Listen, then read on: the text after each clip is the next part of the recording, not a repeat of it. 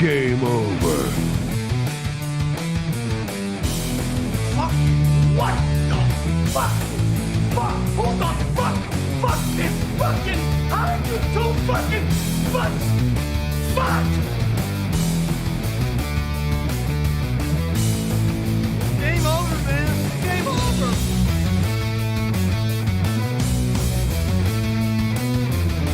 Wait a minute. There's things here. There's trees. There's rocks. There's birds. There's squirrels. Come on. We'll bless them all until we get verschnicken. Join me.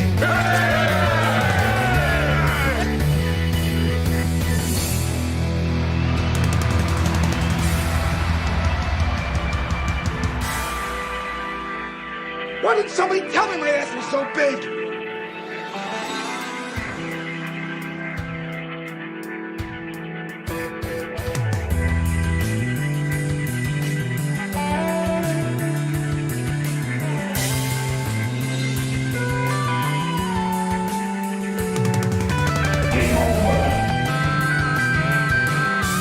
Brother, you've got a beautiful cock. You got a beautiful cock, baby.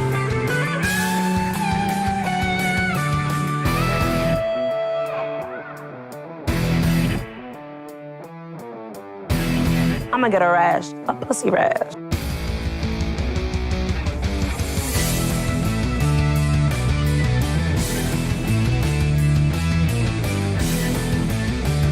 Where are they been?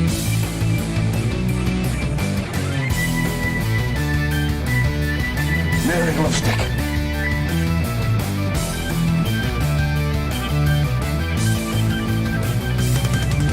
I pray to the highest heavens, Lord, please do not let this deputy get any purple and yogurt soda for the weekend vaccine.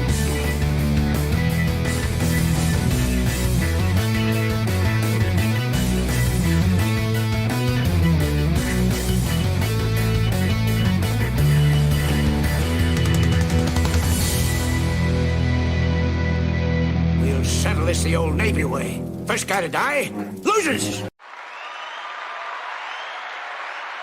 Welcome. We have a show for you today. Oh boy, do we got a fun one putting together. Whole bunches of stuff coming across the desk just as fast as we could put it in there. And something new showed up. It's crazy. Rusty Grammar already jumping in saying good night. Sorry I missed the show. Oh shit, I just turned my camera off. No, I want the camera on. There we go. And then this. Yes, there we go. We got it. Are you saying you're going to bed and you're saying, sorry, I missed the show, but it said game over? LOL. Oh, no. Fuck.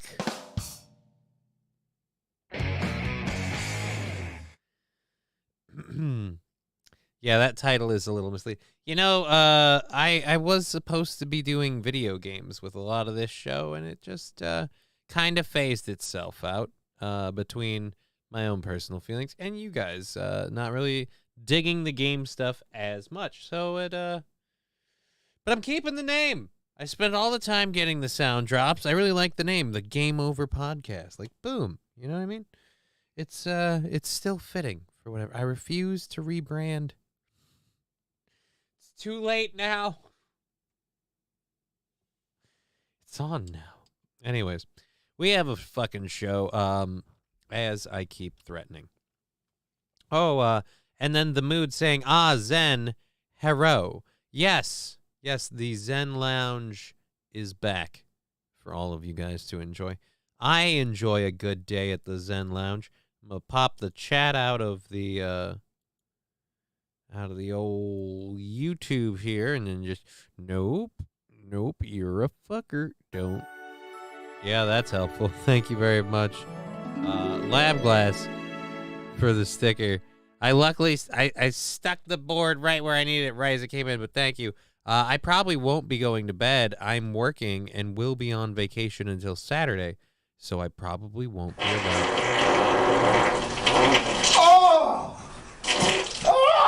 Thank you for the 125 bits, Lab Glass. I'm working and will be on vacation until Saturday, so I probably won't be around after today. Well, you know, Rusty, that is a shame, but hey, thank you for all that you do for this channel, support and mod-wise.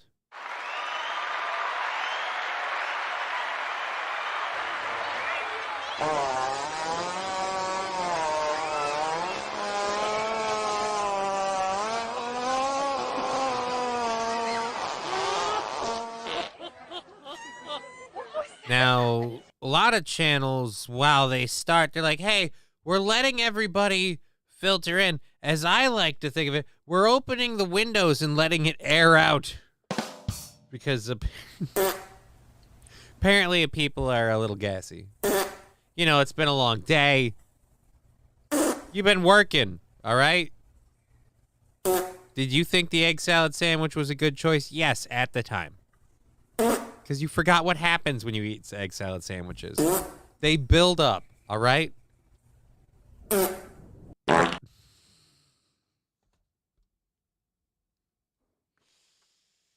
The first 5 minutes of the show are just so everyone can get their farts out. See what I mean? Thank you, Rusty Grammar, for the 250 channel points, and the Wazy Peach also 250 channel points. If you're watching on Rumble, thank you so very much. We have the Rumble chat up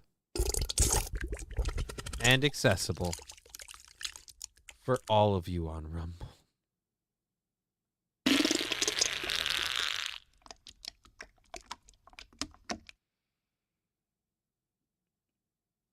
There we go. It's never... Oh, good God. Egg salad is trash. Yeah, what a shit show. I mean, kind of. Kind of a shit show. Fuck off. Insane Kane following the channel. Thank you so very much.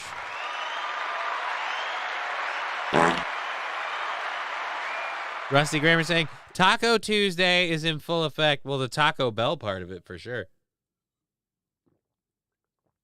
It doesn't work for me. What doesn't? I gotta have more cowbell. Ah, oh my God. All right, well, thankfully for you, we do have a cowbell. Oh, there it is. We busted out on the subscription side of things because I'm a whore. Anyways, we have the first hour of the show fully loaded and ready to go. And for the first hour, we do have, I don't know if you guys read the little descriptions I always throw together.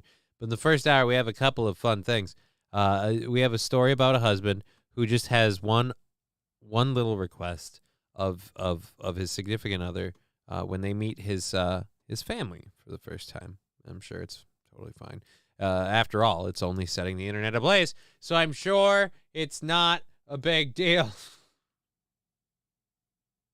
Look, I just want you to pull your tits out and wave them in my dad's face. See, Dad? I fucked those. Yeah, every night. Yeah, what do you got? Just those old deflated bags? Yeah, I broke that shit coming out of there. We know I did.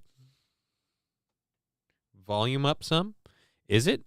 You mean you want it up more? Or are you... Is it saying up like it's up high, or do you want it to be up more? I can't, because I can do both. I can turn it up some if you want. You're almost double the subs on here in like a month, right? You almost double the subs on here in like a month. Turn it up a little bit. All right, well, we'll go up a little bit. I was a little worried that I was coming in too hot. But we'll turn it up just a notch there to be a wee bit louder. Apparently I'm too quiet in the back. All right, so yeah, drop them out, let them see them titties, yeah. Wazy Peach knows what I'm talking about. YouTube algorithm is ableist and holding Johnny back. I mean, is it? I don't do that stuff where I make a whole bunch of things and link things and talk about hot topics to get links in. Like, I really... I have my stuff on max. When you are talking normal, I can't hardly hear. Well, I'm sorry. Jesus, I didn't realize it was that bad. Well, we'll boost it a bit. Maybe the old microphone is giving us a little bit more of a problem than we thought, and we're gonna have to fix that today, hopefully, because we're getting the new microphone today. All right. Well, the volume's hopefully better for you now. Screw YouTube. Post your shit on Pornhub. Yeah, it's about time the world understood that I am a white man, but I do, for some unknown reason, have a big black cock, and it should be shared with everybody. Just fucking gangbang style. I will take all comers, if you know what I mean.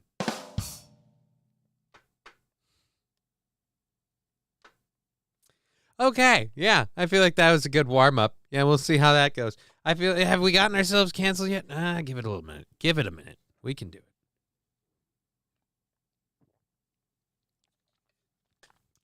YouTube has a clear politically motivated slant, which is sad, but hey, it's their company. Rusty grammar, that is true. And the mood, I did my best. I shared yours in the only Discord I'm in. God damn it, thank you, the mood.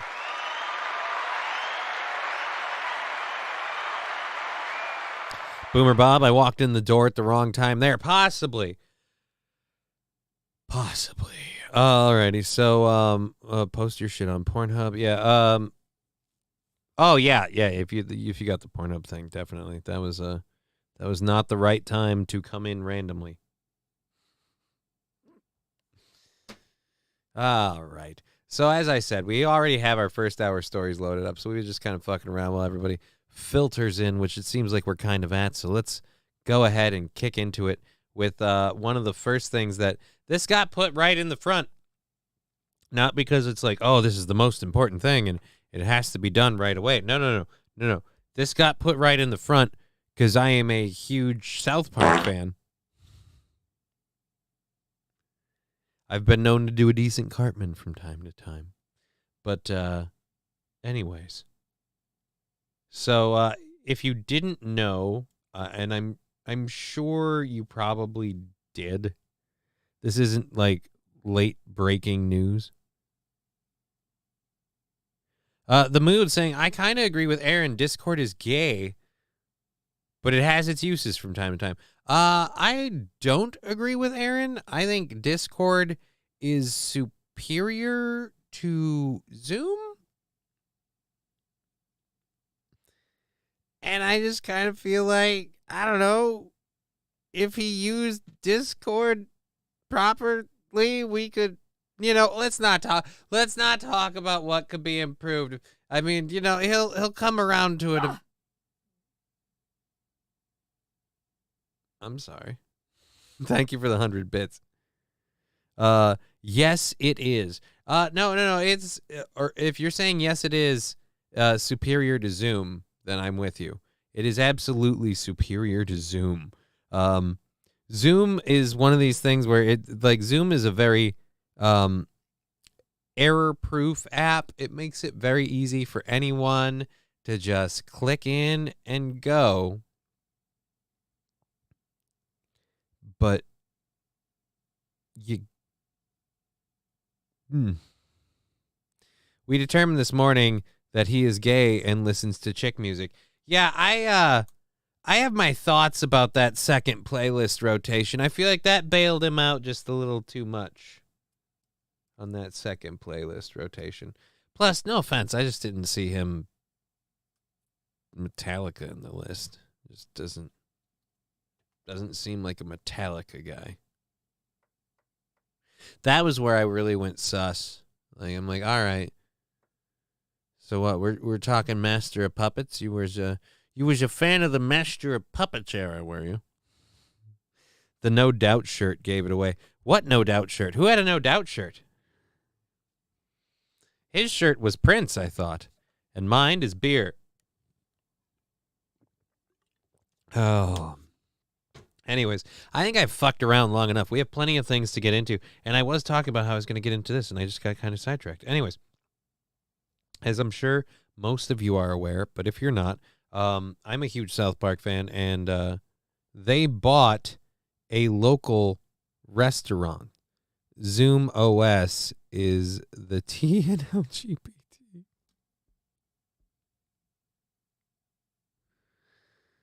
Paula Abdul is forever your girl.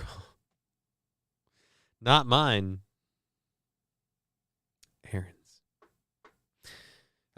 Like I said, if you blindfolded me and you gave me those song requests, I'd be like, well, so let me guess. Did she just turn 21 or is she 38 really afraid of how close she is to 40?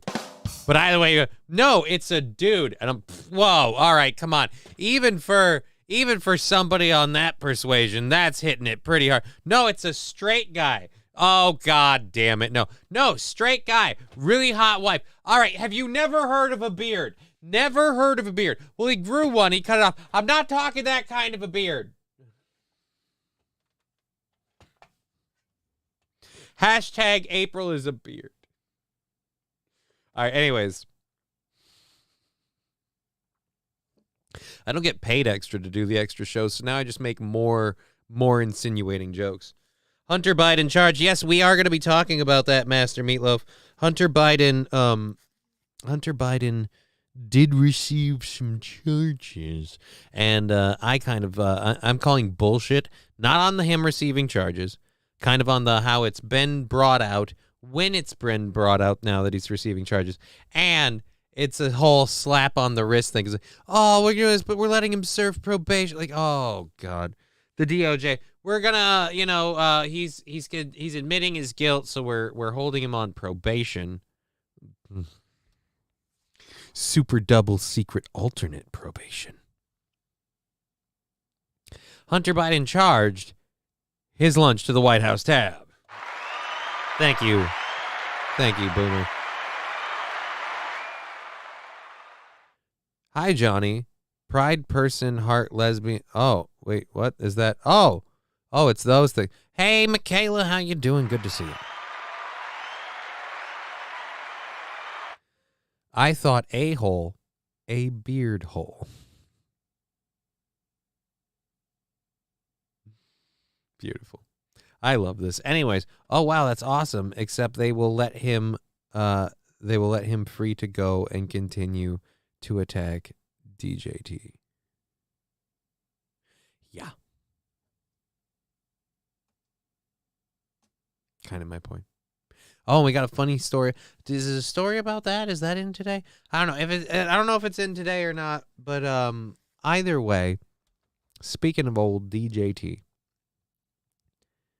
they scheduled his court case. And wouldn't you know it, they scheduled it for August 14th. It's only a couple of weeks expected in court for all of the litigation to take place. But August 14th. What's the big deal with that? The GOP primary isn't until the 23rd. So, this whole trial thing is only conveniently set up deliberately to... It's not even subtle. I'm an idiot who doesn't get subtlety all the time. And even I'm like, guys, could you make it a little less obvious, please? Oh, Jesus Christ. They want to buy, they let the whole buying a gun while on drugs, then go and give him a minor tax charge. Right?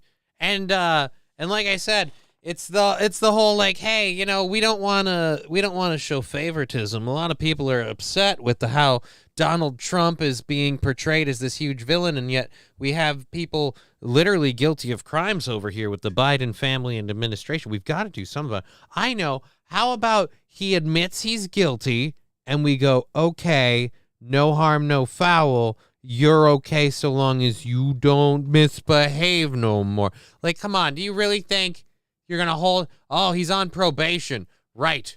Because the Secret Service is going to go, Hunter Biden's here asking me if I have any blow on me. No, they're not going to do anything about it, right? They're not going to do... It's literally the same as him going, yeah, I did it. And them going, okay, now we don't care. Like, that is what I view this as.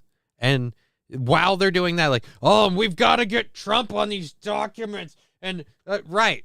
You got to get Trump on those documents. By the way, when is the Biden administration being brought in for the documents? Because I think we forgot how Joe Biden's been keeping documents since before he was a vice president. So really, if Donald Trump is committing a heinous crime, Joe Biden is a career criminal.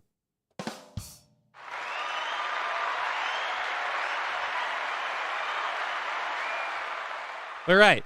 So when we bring his son in, not only is he going to admit he's guilty, but we're going to say we're giving him parole. So you know, he's free to go so long as he doesn't do it again.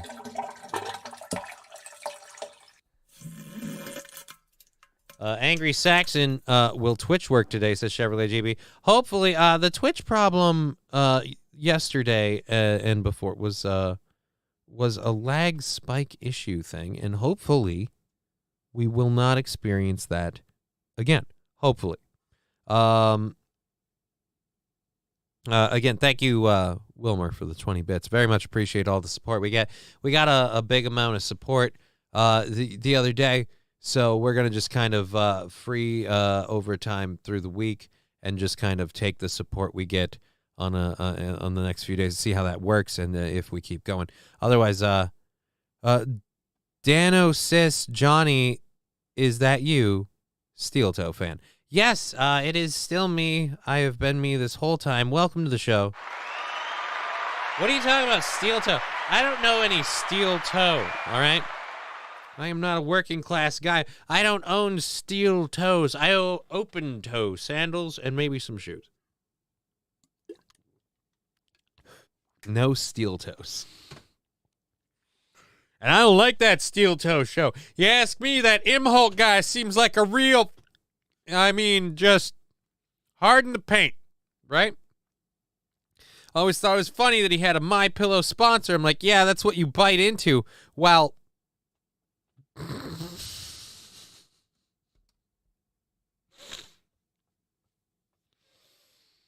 oh, just fun. Oh, Aaron's gay. He doesn't sell tickets. He gets pegged by April every night.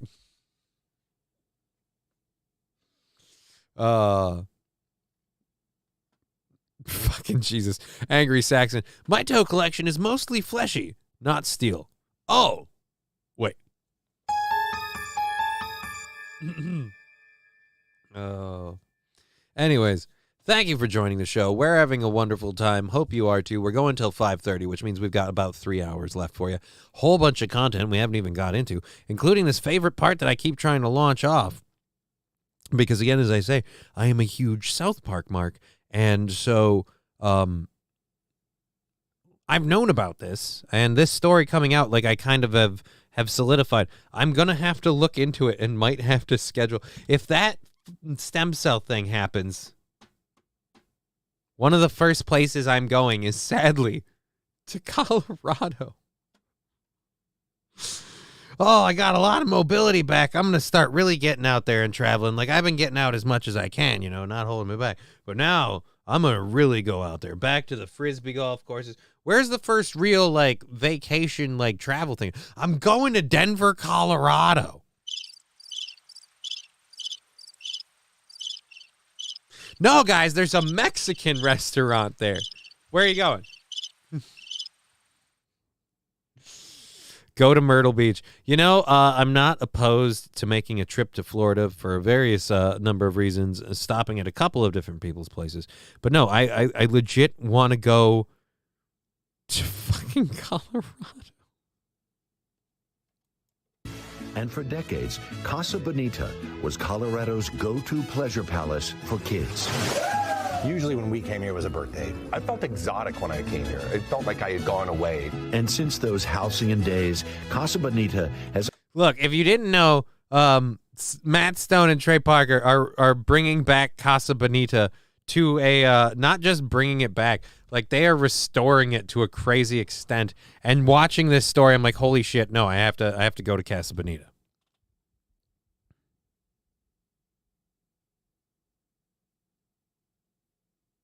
occupied an extraordinary amount of space Wow, Casa Bonita! Woo-hoo! in the psyches of South Park creators and Colorado natives Matt Stone and Trey Parker. Ever since we started, the building, we have named our office Casa Bonita. It's like fate. Fate would mean Casa Bonita's closing down and bankruptcy. They had. Fate would mean the end of a business.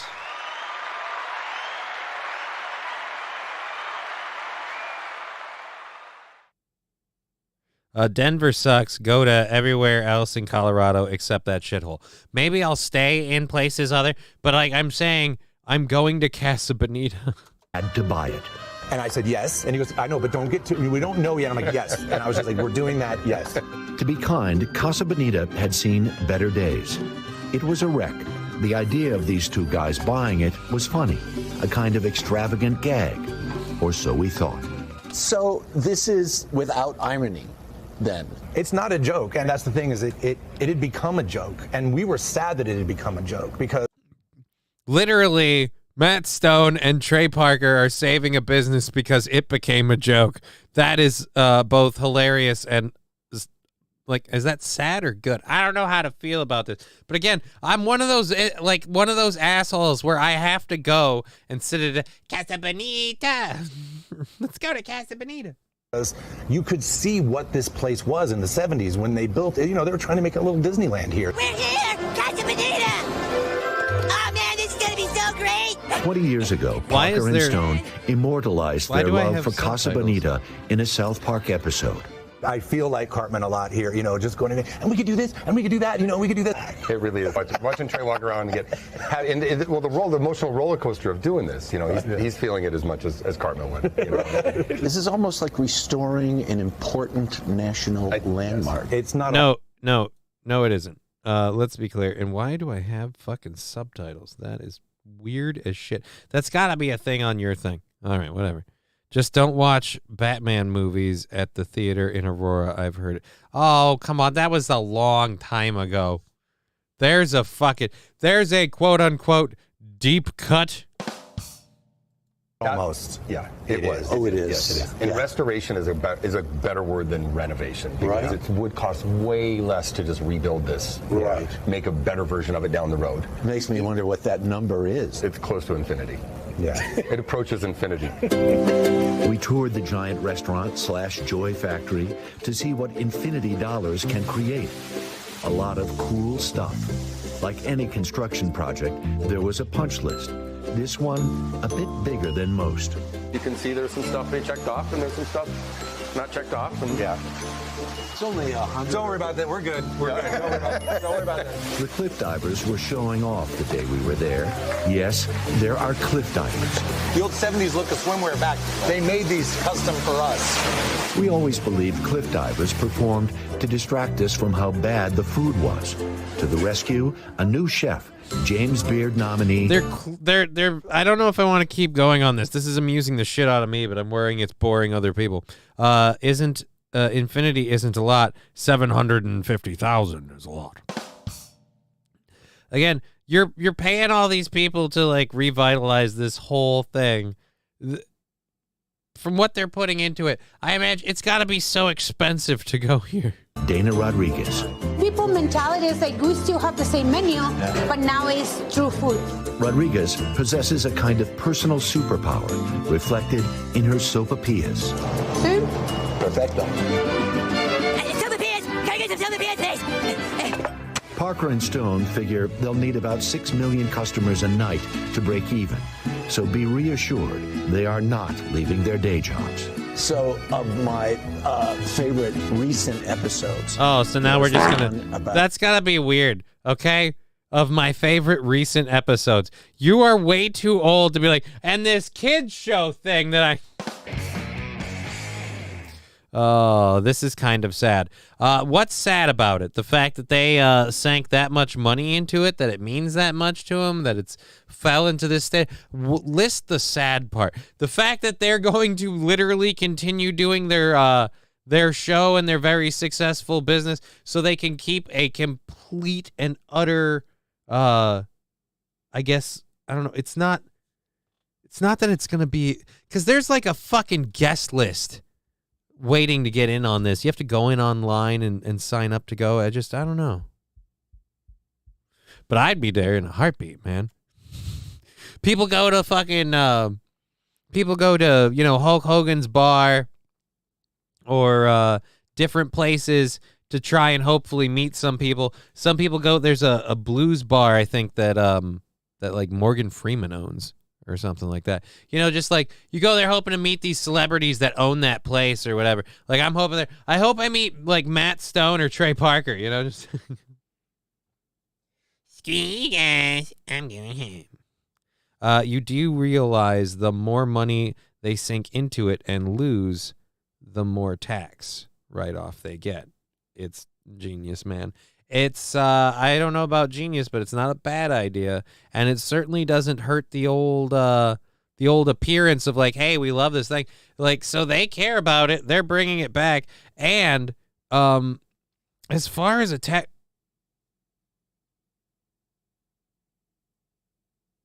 okay, Dungley.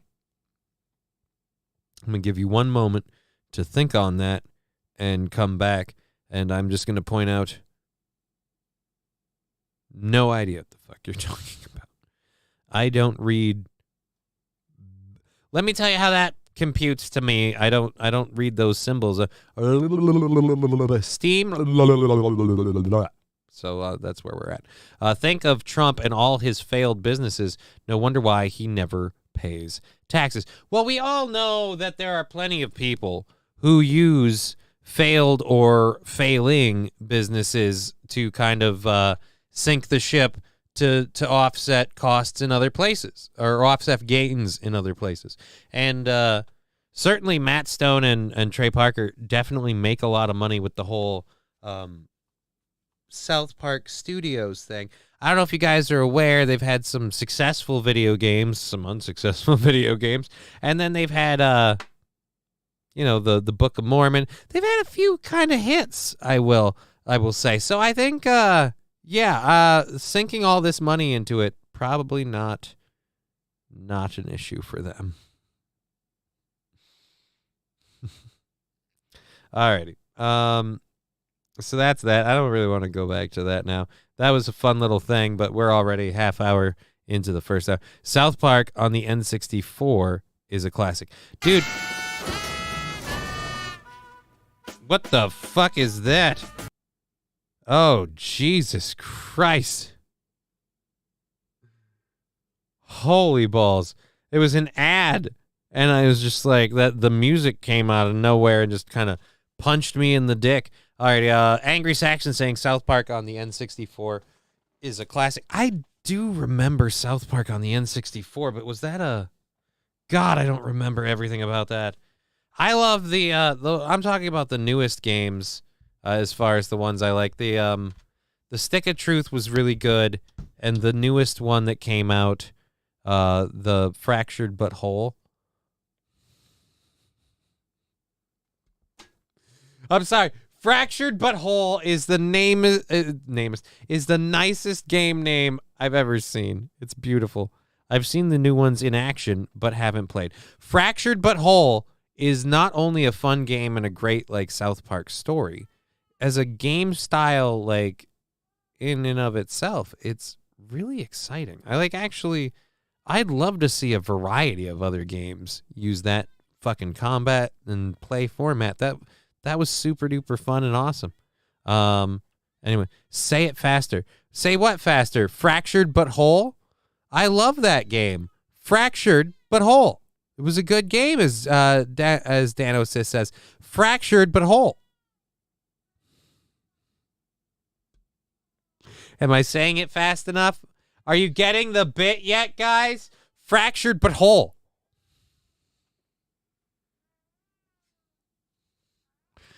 That game has been out for years, and I finally got the joke.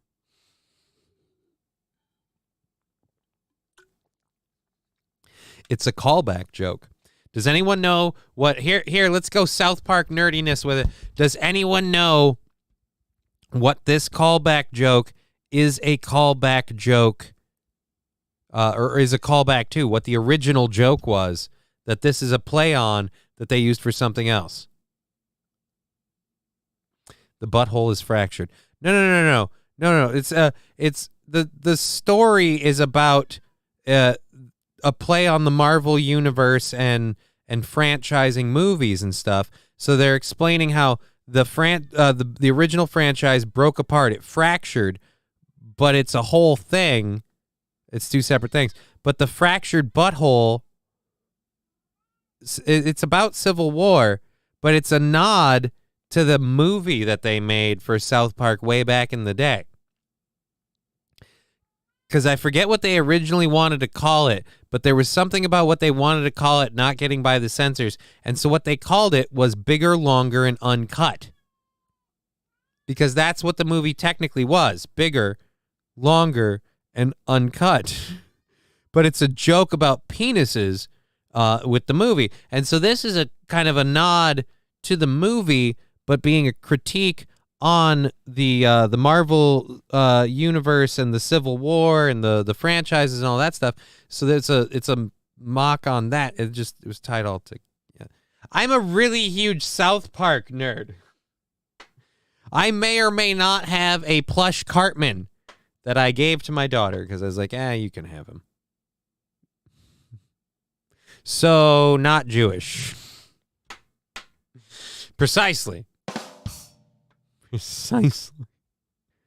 Why? Because of the bigger and the longer part or just the uncut part?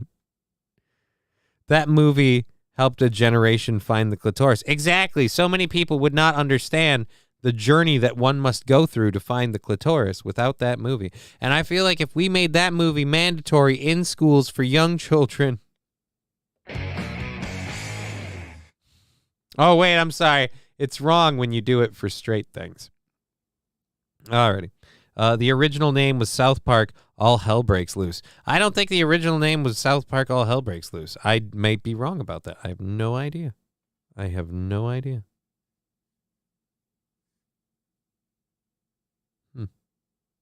Anyways, that sounds like a perfect time. I have a sound drop for that.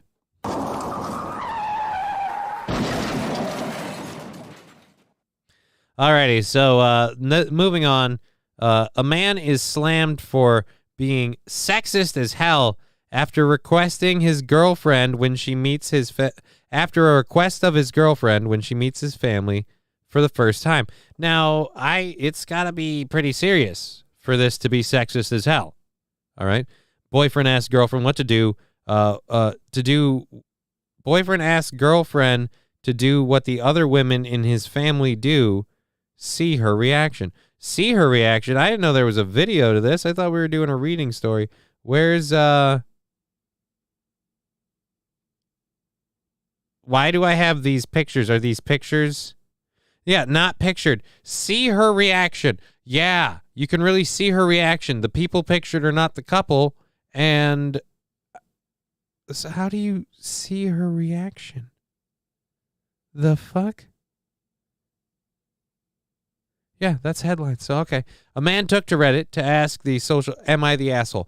Right. Yeah, am I the asshole? There was no video to see her reaction. What the fucking lie to me? Anyways, if he was wrong for asking his girlfriend to play a more traditional female role during an upcoming visit with his family. I have a big family that's incredibly close, the Reddit user Graveyard Shift wrote in a post on Sunday. We have a big family, dinners every few months, where we all meet at my great-grandfather's estate and eat together. In these family dinners, the women go cook for the time they are there, and the men don't, the Reddit user detailed.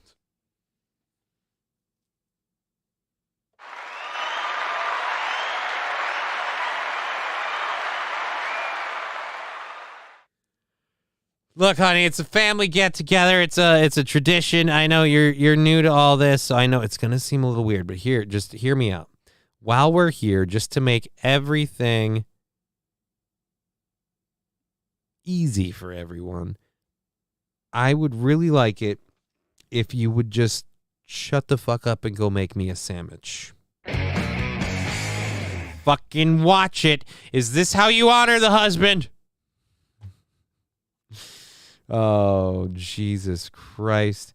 Okay, This is worse than I thought it was, buddy. You are going to have trouble bailing out of this one.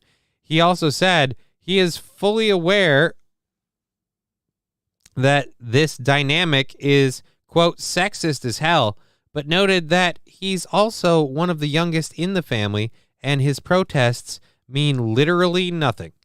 The man wrote that in the past, other women who attended the family dinner chose not to cook, but that was met with a level of ostracizing, noting they're usually long-term wives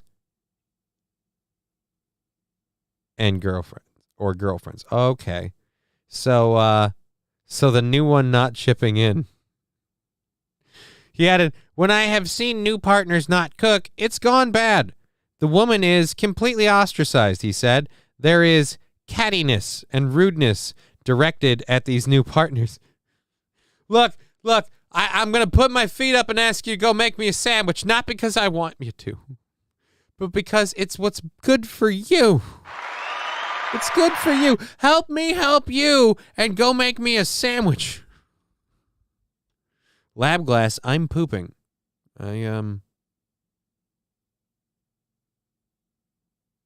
Okay. Everybody, we got our update on Lab Glass. He's pooping. We're going to leave that story where it lies, put a pin in it, and come back to it later. We'll see if it ferments into anything else. Okay. This dinner will be in 2 weeks, and my girlfriend was asked if she would attend. The Redditor continued, initially she said yes, which is great. When he explained the family tradition of wives cooking, men socializing, his girlfriend was understandably bothered, the poster also said. She told me that it's unacceptable, that if she has to do it, she will not be going. Oh. Right. Oh, God. I told her I understood where she was coming from. However, it's best for everyone if she just played along, he continued. Look, I get it. You don't want to do the whole me banging your friend with you watching thing, but it's best for everyone if you play along. Kick her to the curb. She's not the one, says Angry Saxon. I know, right? This seems like a very not big deal, but we'll get to that. The man also told his girlfriend that this situation isn't a permanent thing.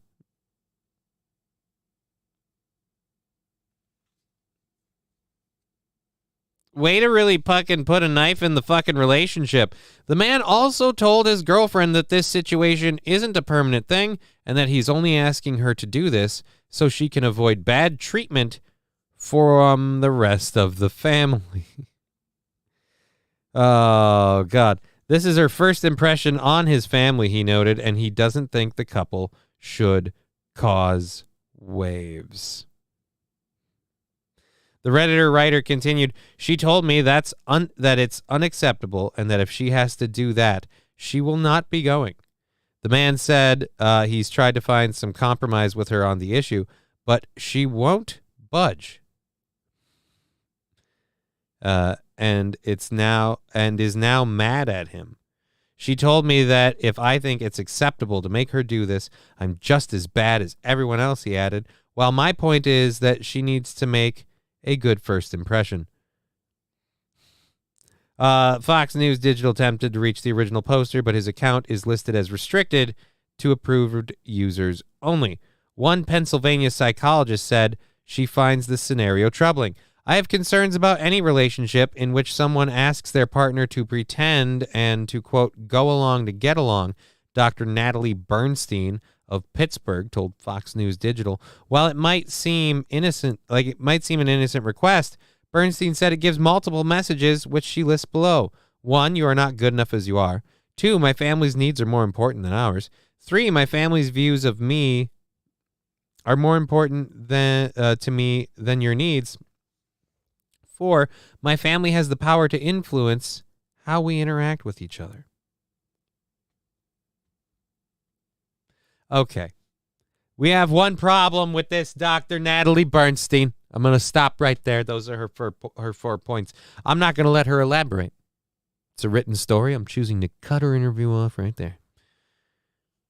Natalie's problem is the same problem that this man's girlfriend has. And quite frankly, the problem the girlfriend has is inadvertently caused, as the man tried to point out, by the problem in general. The women.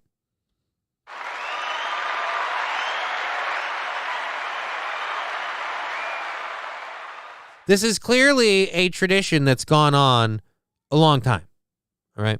It's gone on a long time, and it might be based, and probably most definitely is, based in some very misogynistic, sexist, whatever, patriarchal fucking bullshit. But the reason it still exists is because the hate sphere of women. I'll kick her to the curb. She's not the one. I'll bet you've got a bull ring too. Yeah, probably do.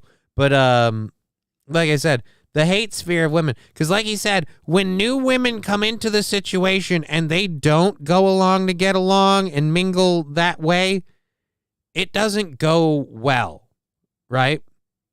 They start ostracizing her, and since they start ostracizing her, the rest of the husbands have to start ostracizing her. So now it becomes a thing. And it just becomes this competition thing of like, oh, we all have to do this work together to prove who's the best at it and share our fucking sewing circle bullshit in the family. I don't know why, but whatever. And again, if you don't want to play that game, they kick you out of it. That's fine. But to be like, this is unacceptable.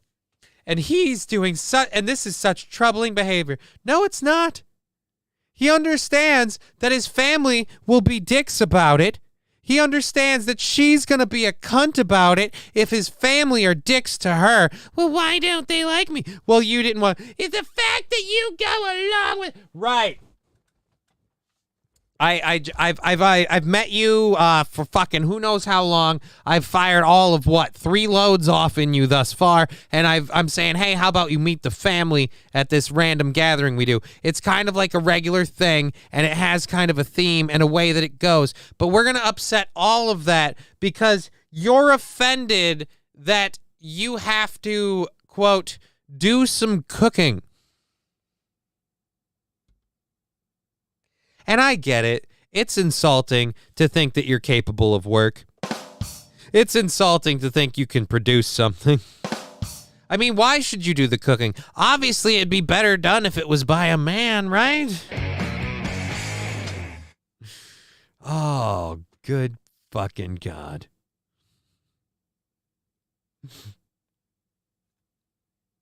I mean, if you say, look, you've got to do the cooking. We'd prefer it if you were pregnant and barefoot at the time. You must address all the men as master. Like, I mean, all right, come on. All right, rusty grammar. Good luck with that. My wife makes a mean-ass microwave pot pie, says Luke Duke. I'll admit something truthful right now. My wife is a horrible cook. My wife can't cook. If my life depended on it, mostly because my wife's non-existent. So she can't cook because she doesn't exist. Oh! No, but my roommate's a great cook. She's a wonderful cook, and I eat very well. Partially because I cook for myself. Oh, rock on, brother, says Luke Duke. Hopefully, we'll try. At any rate, this show is going for another 2.5 hours. Hard to believe. I'm done pooping, and screw this chick. Obviously, she doesn't want to make a good an impression. Yeah. Why is it this is the part that I have a problem with is this guy's like, look, I get it. This is super sexist. No, actually, it isn't. It's not super sexist. Super sexist if it was expected that the women do all the cooking and we're somehow praising the men. No. The women do all the cooking is a tradition thing. If it was you do this and you're expected to do it in the home.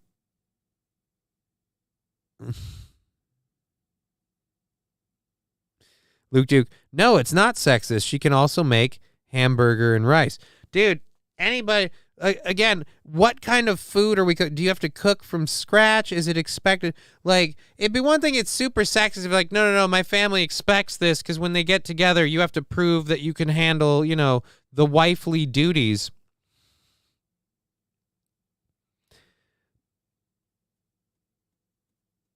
I mean, personally, I would never ask that to be a thing. I never grew up in that kind of an environment, but that's, you know, because we're just happy if somebody cooked. Starvation for the win. All right, anyways, so let's go through this fucking Dr. Natalie Bernstein of Pittsburgh, her analysis on the request. 1, you're not good enough as you are. Bullshit. The request has nothing, and this is something women can't seem to understand. This request has nothing to do with you or how you are. It has everything to do with making sure that new groups of people meet and get along.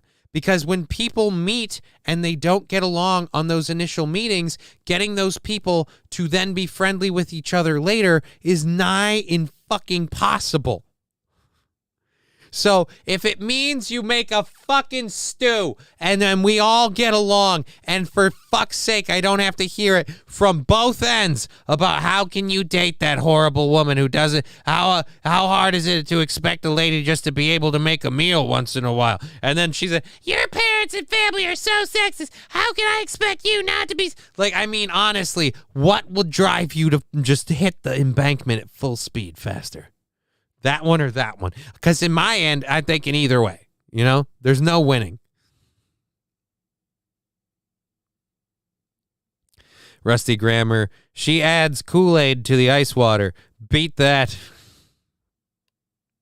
Right? We didn't say what level of cooking had to be done. Just bring microwavable shit, you know? Just bring a whole bunch of, like, Stouffer's meals shit, you know? Like, I brought a lasagna. Just throw it in the oven, hit the buttons, and there we go. And then just sit on the counter and just be like, all right, so what the rest of you bitches doing? I mean, I don't know. I swear like a sailor, but guess what? I didn't do it when I met my fiance's parents. Didn't fucking swear. Right? My ex's family thought I was, quote, the sweetest, nicest young boy they had ever met. And oh so polite. God, were they wrong. But they were wrong because I let them think they were wrong. Because I didn't ever confront them with reality. I waited until the relationship ended for that. All right. Anyways, so you're not good enough as you are. Bullshit. It's not saying that at all. It's simply saying, hey, look, you'll get along better with it. My family's needs are more important than ours. No, actually, it's saying the opposite.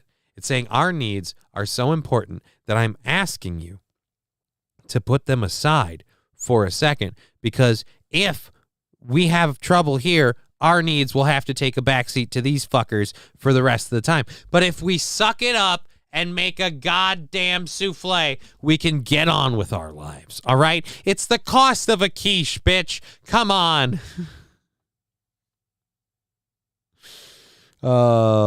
Rusty Grammar. Oh, shit. I say well water still has the advantage. It's almost pure from the ground. I only change the whole house hose, or I only change the whole house filter maybe once a year just because, even though it looks fine.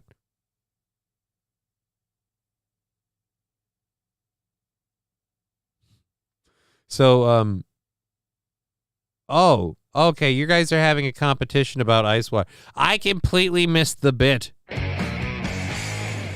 There we go. All right, stop doing that.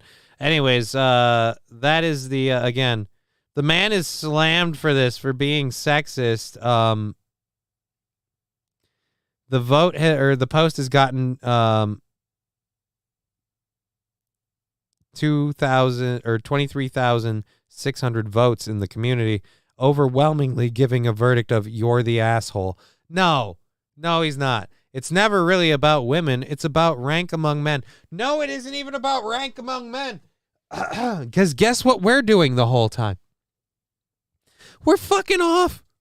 We're making fun of each other. We're cracking jokes. We're having a good time. And you know what? What's going on between the women? The women are competing with the cooking. And here's the truth of why it's not about rank among men. Because you notice he doesn't say, "Oh yeah, the women all, support one of the ladies protesting and start going, yeah, why do we always got to do this cooking?" No. They don't rally around the new lady. They ostracize the new lady. I guarantee you the husbands don't do it because they don't want that smoke. Luke Duke, yeah, we talk shit, maybe getting a fist fight and a drink of beer afterwards, but become even closer friends. Well, this is a family thing, so yeah, I mean, maybe not. Maybe the fist fight thing. I don't know. How do most families solve disputes? Mine's a horrible example. We won't go to them. So, but in general, it's not about rank among men, like, oh, my wife makes the best food or my wife makes the best food. No. We didn't gather to compare the culinary cuisine of the women. Like I said, it might have started as a traditional roles thing and very much a gender role sexist kind of thing. But the fact that it keeps going is because, again, the housewives like to compete. That's what it is. They like to throw it down and gossip and talk about what's going on with themselves. And and like I said, proof in the pudding. When the lady doesn't go along, who are the first people to turn on her? The other women. And he knows it makes because you can't fucking win with this shit. Which is why you have to either A, tell your family that I can't do this because it's ruining my dating life, or you tell the women, look, we're going to start dating. You got to know about this. I'm going to warn you about it now. And another thing, ladies, don't put it all on the guy. Like, oh, you could fight your Right. I should start a fight with people I hang out with once in a while so I can hear from other people and we can talk shit about me all the time. I want to have those people constantly coming around once in a while to remind me that I'm a piece of shit, all because you want me to stand up for your gender equality roles. You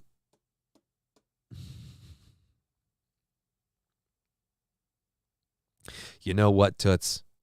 The guys will do the cooking, but now the ladies have to work for the money and pay for all the groceries. I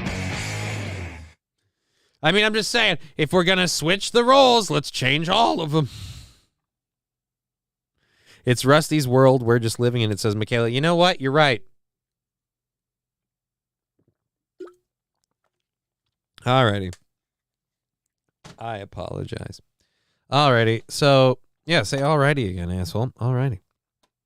So that guy is the asshole. I don't think so, honestly. I think it's kind of bullshit, and I think it's sexist and inappropriate to expect that. Like, if I was to say, look, we're getting more serious and we're moving in together, and so we're going to go meet my family, and my family is going to talk about and expect all the women to do the cooking, and then ask if that's what you do in the home, and just, for the sake of everything, let's lie and tell them that, yeah, you do all the cooking at home because you're totally subservient to me. That is sexist and insulting. Saying, it's a family gathering, family tradition. The ladies do the cooking, and the dudes fuck off and stay out of the kitchen, mostly not to upset the women. That's just the way it's always been.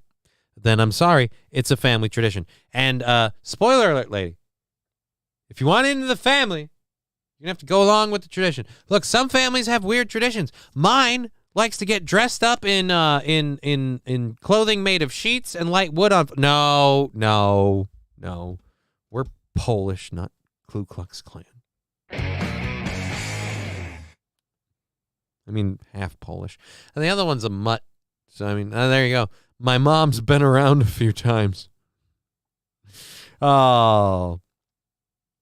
So anyways, that man is slammed for his sexist of hell view. I don't think it's sexist. Moving from one sexist person, though, to another, because I'm kind of getting a little bit... Oh, we should catch up in the chat first. Let's get to this. So you're still saying it's not Kool-Aid. Okay. All my close buddies I have fought, and they're like family now. I actually, I've never fought any of my friends. Never, maybe that's why. I don't have any real friends, because nobody's ever punched me in the face.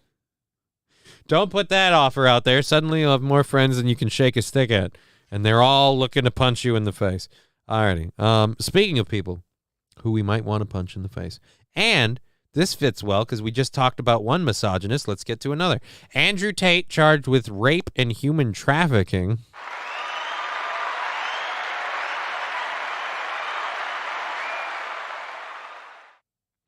I have no idea when this picture was taken. It just says Andrew Tate and his brother Tristan were first arrested at their Bucharest home in December. Wrong button. I'm just saying that's here, let's take me off the screen. That is not the face of a person that looks innocent. I'm just saying. That does not look like hey, this guy is guilty of sexual assault and rape and blah blah blah blah. Yeah. That doesn't look like a criminal. No. That guy doesn't look like he might be neither one of these guys. Why do you both look so disheveled? Is this after your Romanian jail stay? That's the only way that makes sense. It's the only way. Who do I need to punch in the face, this Luke Duke? Nobody. We're good. All right, so controversial influencer Andrew Tate has been charged in Romania with rape, human trafficking, and forming an organized crime group to sexually exploit women.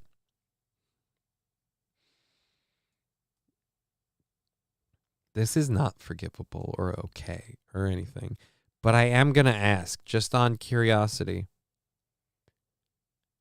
well, actually, you know what? I was about to say, and I just realized the answer to that, the true answer to that is also very sad. So I was going to say, how many times does this happen where some lady has put together some sort of thing and is sexually exploiting men? And then I thought, oh wait, nope, it's not a lady. It's usually other men, and they're getting people. What is it? Sextortion. That's what's happening. But yeah, so I'm an asshole. Looks like they go to flight school and don't learn how to land. Granny loves getting banned. What could you mean by that? All right, I'm sorry. Are you saying that these gentlemen look like the kind of guys that believe that after they're done, they will be rewarded with 70 beautiful virgins?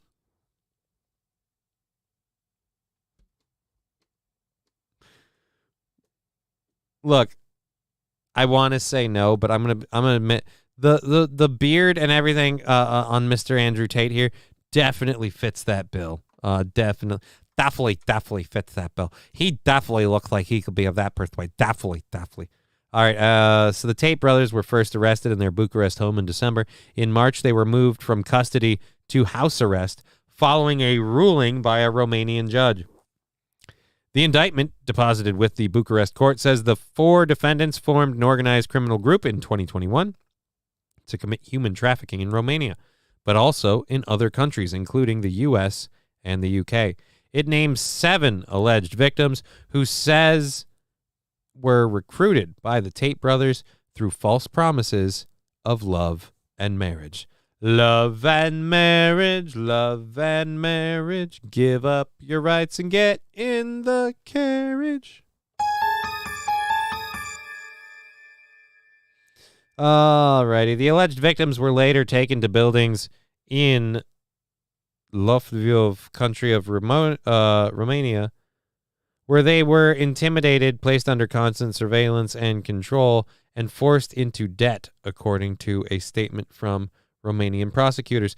The defendants allegedly then forced the women to take part in pornography, which was later shared on social media. One defendant is accused of R-ing a woman twice in March. The statement adds, the trial will not start immediately and is expected to take several years. Yeah, we Don't want to rush this one, I guess. A Romanian judge now has 60 days to inspect the case files before it can be sent to trial. The media team for the Tate brothers said, while this news is undoubtedly predictable, we embrace the opportunity it presents to demonstrate their innocence and vindicate their reputation. It added, the indictment allows us to present a comprehensive body of evidence, diligently collected and prepared over time, which will undoubtedly substantiate the brothers' claims of innocence. Yeah, like isn't there a video? Hold on. I bet, you know what? I bet uh-oh. No caps lock. No caps lock. I didn't mean to hit you.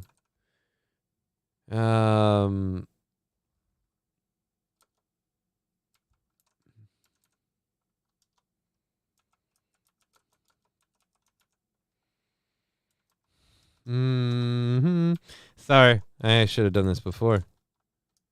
Is this Andrew Tate on? No, that's not.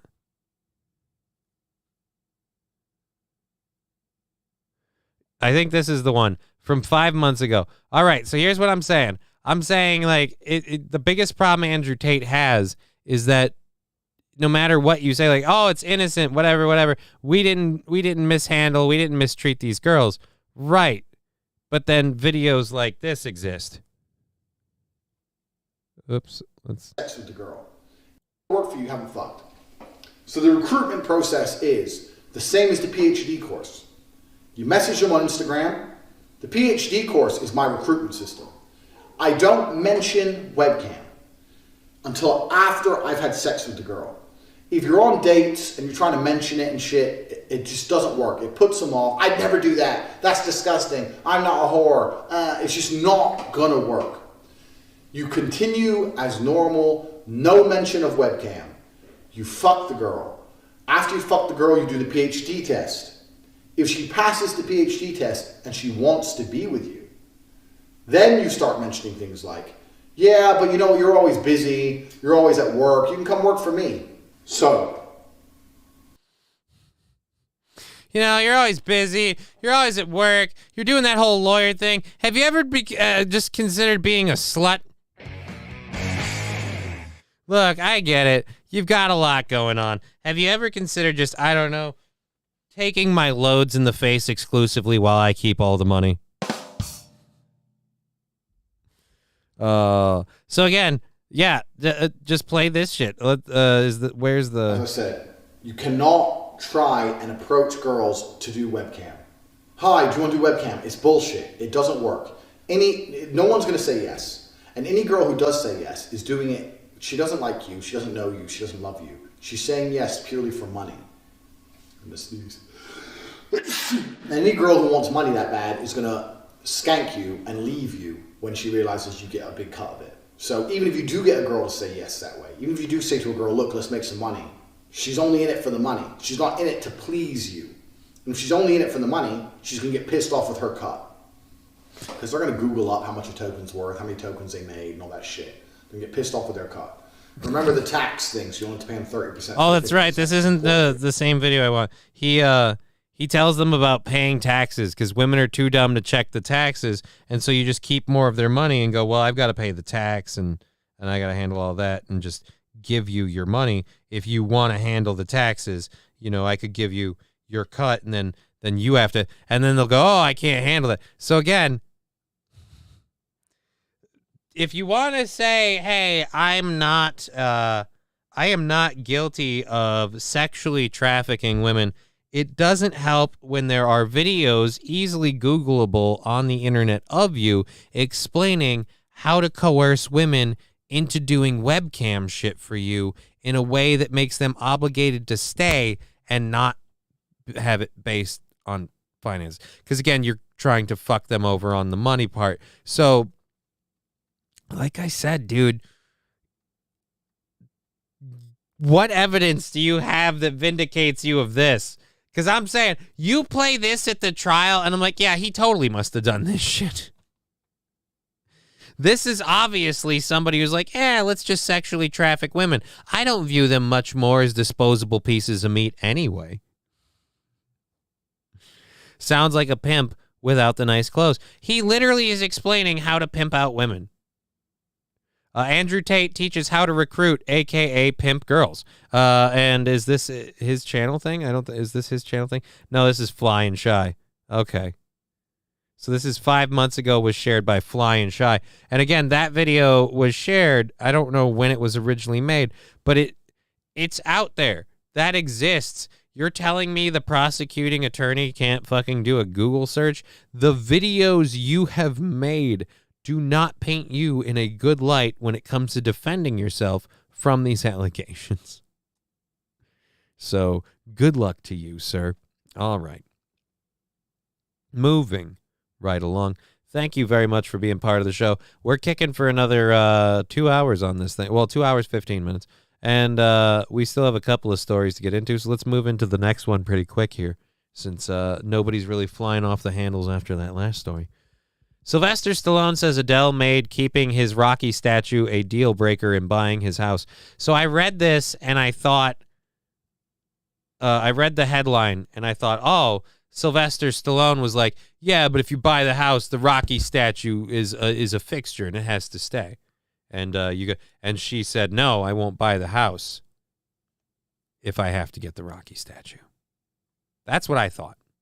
Then I read a little bit of the story when I loaded it up for the show, and this if you read the description, you'll know the spoiler here. Sylvester Stallone left a piece of himself behind for Adele. That sounds creepy. In a recently published interview with the Wall Street Journal, Stallone confirmed that the Hello singer kept a statue of the actor as Rocky that overlooks the pool when she purchased his Los Angeles mansion. When asked if he had wanted to take the statue of the character with him, Stallone said, I did. But then she said, that's a no deal. That's going to blow the whole deal, he told the publication. She wanted the statue. Adele is reportedly doing a complete renovation of the home, with him saying, I like what she's doing. She's making it gorgeous. Right. But apparently she has to redo the whole house, but she needs the fucking Rocky statue over the pool because Adele's just sitting there floating in the pond. What? Just fucking flicking her bean to Rocky? I mean, what? Why does she need the Italian stallion overlooking the pool? It's a weird thing. It's weird. Okay. Like I said, it'd be really weird for a stalker to buy your home. Because NetSuite shows me all holy my financials Jesus. in one place, we stay focused on what we... On your very gay mustache. All right. Holy balls. So yeah, Adele bought the house but won't part with the statue, which was not the way I expected that to go. That's why that story still stayed in. I could have bailed. I was like, no, hold on. The fuck? We've been doing a bunch of weird stories. I don't even really want to do this one. I don't want to do that one. And considering we're almost halfway through the second hour, I might bail on this. Maybe she'll dress it up for the holidays. That would be great. That would be great. Oh, Christmas, it's Santa. Like fucking, February, you make him Cupid. For Valentine's Day, St. Patrick's Day, you can make him like a leprechaun, Pride Month, you can make him oh, yeah. Anyways, so I don't want to do this one either, honestly. We're a little behind the time. We're going to bail on that one. This one we'll end on from the first hour stories. We'll keep this one in the mix. I didn't sign up for this, says stunned American man when he's told the Arab women he wants to date expect a man to provide for them.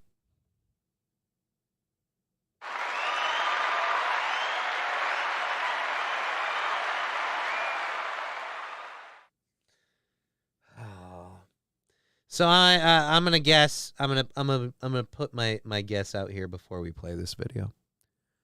My guess is somebody's been living alone for a while, right? And looking at the wrong side of 40. Don't ask me how I know these things. Looking at the wrong side of 40 and thinking, well, I really got to make something happen. Maybe I can do it with the whole green card pull. And so you're like, you know what? I'll get one of those Arab women that's super subservient, and she'll like me because I'll have no interest in cutting off her clitoris or beating her for looking at another guy. So I'll be super awesome just on the get. You know what I mean? Like, I'm gonna be great. And then, all I'm gonna be like is, hey, how about you get a job and pay for shit and stuff? And she'll be so thankful. Because, of course, she'll be like, I've always wanted to be a strong, independent woman, and I've been, planning my whole life to just finally have the opportunity to acquire and do things for myself, or at the very least, be part of a 50-50 partnership. That would be so amazing to me. I'm fucking with you. Watch how this one goes. I wasn't fucking with you on the guy, though. Totally wrong side of 40. Totally thinks that a woman will want to be a part of that. And is about to get a very, very rude awakening. All right, so we'll set off the first 38 seconds because there's two different clips for this. We'll go to the first one. This one's pretty quick. As they say, normally and typically... asshole. Normally and typically in an Arab household, yeah? In an Arab household, the man usually is the provider financially, and that's just how it is. That is just something I wasn't prepared for. Most Arab women expect that. Just like most American people expect the woman to contribute half, or not half, just to contribute. No. Not most American people do that. Most American people who have gotten fucking pushed in, most American people don't believe that. That is something society has pushed because a bunch of women wanted to have their space in the workplace, and then we all decided to be okay with getting fucked over by various things the government has done to raise inflation and stuff. Then it's now gotten to the point where you can't work in an American household off of one income. But speaking from personal experience and having spoken with other people who've done things, if the woman wants to work in an American household, great. But I know personally several women who've said, you know what, I would love the guy working all day. I take care of the house and the kids because I'd have all day to take care of the house and do stuff with the kids. And then I wouldn't feel so swamped. Like when we get home, then one of us has to do this and one of us has to do that. It'd make life a lot easier if one of us was maybe a dedicated home parent. But again, I wouldn't say that's Americans' way of thinking. I would say that's the bullshit that we've been pushed into, and yeah, I'd say plenty of people would like it to change. But you're not dealing with an American woman. No, but she'd have to deal with some of my things though too. Oh, but she should have to deal with some of my things though too, like the fact that I expect her, to totally think I'm cool and, work for a living and provide half of the bills. I want to come home and have her cook and clean, but I also want her to pick up her share of the rent, okay? Okay, so what things are you giving up for her, though? If the money thing is something she has to kind of meet you halfway on, what are you meeting her halfway on? This was definitely not what I wanted to hear. I thought Moroccan women prioritize family over material things. Prioritized family over material things. What do you think you being the provider means? Do you think it just means you give her new purses and clothing? No. It means she prioritizes taking care of the family while you prioritize providing for said family. You know, when she takes care of the kids and feeds them and clothes them, those things come from somewhere, asshole. You don't just make food appear in the fridge. Someone has to work and go shopping and get the groceries. Someone has to provide the money for the lady to buy the groceries if she's getting the groceries. And if she's getting the groceries, stocking the fridge, cleaning the home, and taking care of the kids all day, you need to provide the money, the food, and everything else for that to be a thing, asshole. I thought Moroccan women prioritized family over material things. Right. Because her taking care of the kids is a material thing. Living in a material world. And I was not anticipating that it would mean I have to be the sole provider for a household. I didn't sign up for this. Normal. I didn't sign up for this. I didn't sign up. I wanted her to I did the sole provider for a household. Good God. I didn't sign up for this. Wow, can't believe that no one's taken the bite on that bait.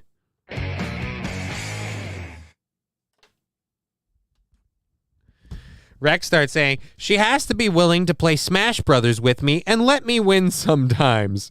Exactly. That's a good goddamn woman. She has to be willing to play Mortal Kombat and not just rely on the stupid fucking low kick all day. There are other moves. You're not a ninja. You just keep kicking me in the shin.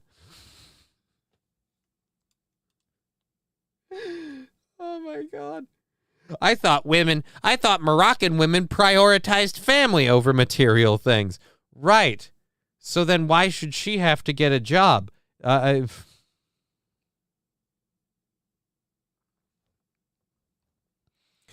Oh my God. Dude, just accept that you're not meant to be with someone.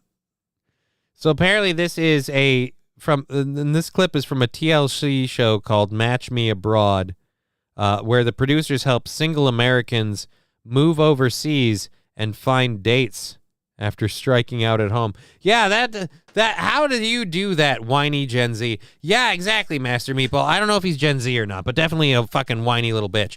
Because I expected them to be more I thought they prioritized family. Yeah, so who do you think's going to pay the bills if she stays home taking care of that family, asshole? I mean, how I'm expected to provide for the whole family. Yeah, if she's prioritizing the family in terms of giving up her day to take care of all of it, you're going to have to at least pick up the check, asshole. What do you want her to fucking work all day, come home, and then provide for you and the kids, and then what, blow you in the evening, and then get up and do it all again every day? Where are you sacrificing in all this? Sounds like a sweet gig for you. Can't imagine Chudley here hasn't attracted a woman with his, go-get-em attitude. This guy is a Zeta boy? Definitely a Zeta boy. Because I feel like Beta would be calling him a Beta would be giving him way too much credit. Oh God. And we have some information on that guy. Mark reportedly described himself as a frat boy in his 44-year-old body. And I can definitely see that since frat boys are, boys. And okay. And he's not read one bit about culture outside the U.S. because he was shocked to learn that it would be inappropriate to kiss his girlfriend in public in Morocco. You can't hug, you can't kiss, then you definitely are not bringing girls back to your place, he recalls before musing, is every single date coming to an end with a handshake? Oh no, I'm getting friend zoned.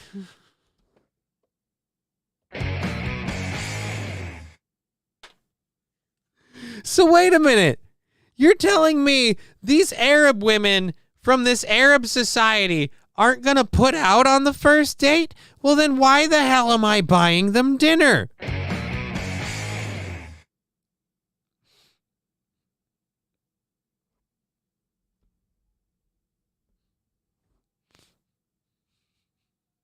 I want to date an Arab lady. I saw that video with Mia Khalifa. It looks awesome.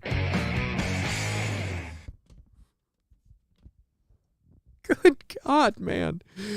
I have to see. We got more of this. Okay, I got to see more of this episode because, good God, this dude is a chud. You do not deserve this. I This think has to be a Moroccan work. women will find a few things.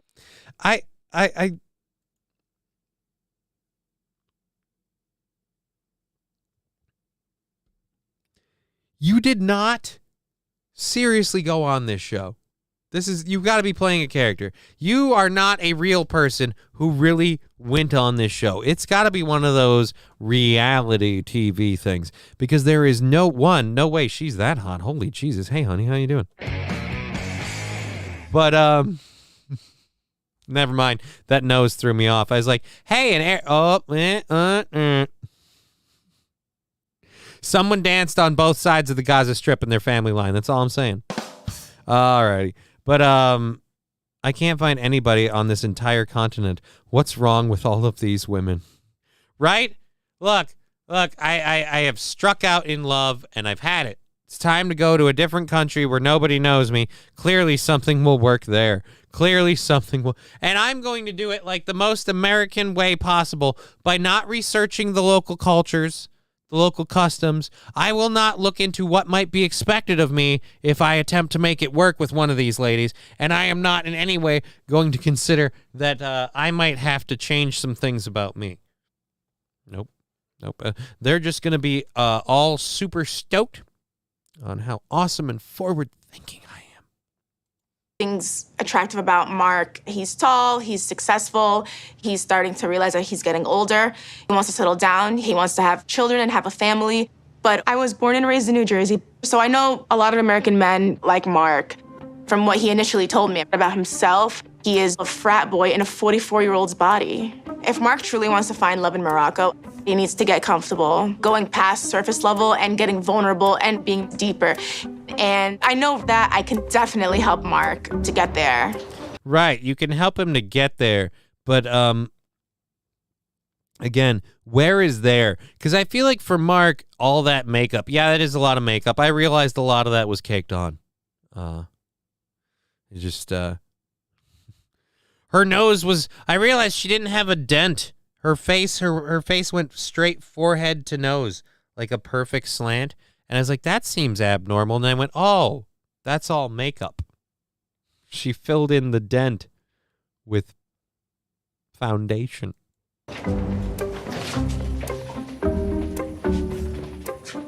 Wait, this is Mark? This isn't the same guy. Never seen a hotel like this before. Hello. Hi. How are you? Just call me Mark. Okay, Mark. Tomorrow I get a chance to meet Nina for the first time, and I'm excited. Oh, wait, never mind. This is the same guy. This is our Mark. Beautiful name. Our Mark. Dude, Mark, honey, babe, let me tell you something, Tuts. You're not ready to swim in this pool, okay? To see what she's got in store for me. So I'm just going to ask you to fill this for me, please. So do you have any information about the Moroccan culture? Only from what I've learned today. The first thing you should.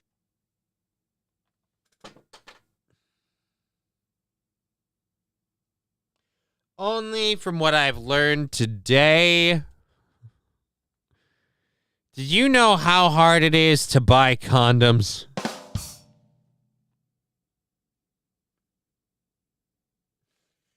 So let's be clear. I'm not looking for a slut, but I would like if we could meet a lady who's at least, first date flexible. Like there's a wall, but it's not hard to put down. There's a few holes in the dike, if you get what I'm saying.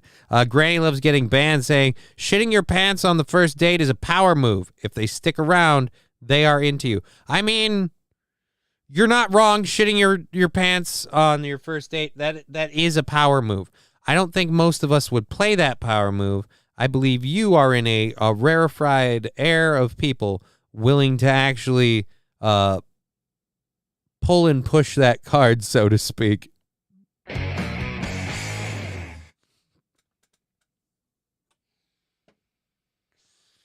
I just think you're real pretty.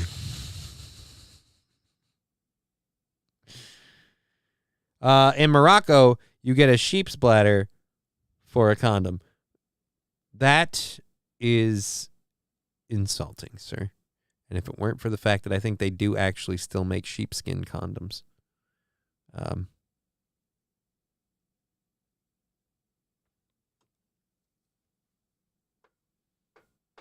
I don't think they're going to sell condoms because they premarital. Should know that it's a conservative country. It's totally forbidden to have a female friend with you in a room in a hotel if you're not married. This is the law. No, come. This is the law. This is the low. This is the low. Yeah, but what's the high? Or it's the low number is 0, but what's the high number?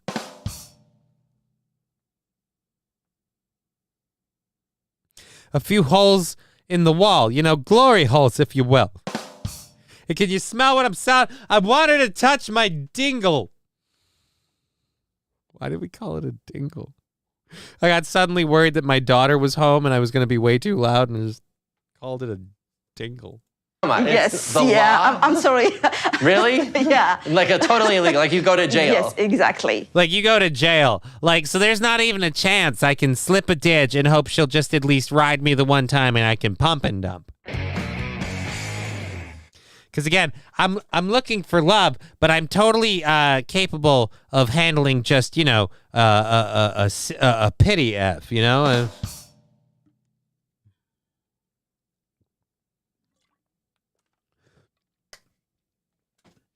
Ma'am, but in my country, we don't marry it until we stick our dick in it once because we have to make sure that we want to commit to the bit. I don't know why I keep pumping the stinger for that. Maybe I should stop. Well, this is a complete waste of time. Yeah. By the way, TLC, I'd like to thank you for teaching me I'm never going dating in Morocco. Sorry.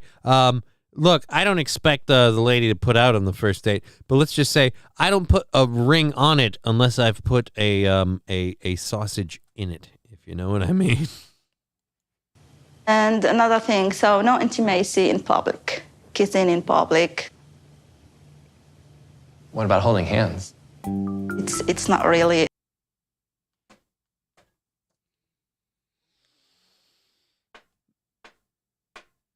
So, did you have to move to Morocco for a job, or did the producers of this show convince you to move to Morocco and you thought, you know what? I'm going to get a saucy, sexy, crazy, like hot wife because I'm an American. And so they'll think I'm awesome because I'm so forward-thinking and open-minded. In fact, they'll love me so much, I needn't look into anything about Moroccan women or culture.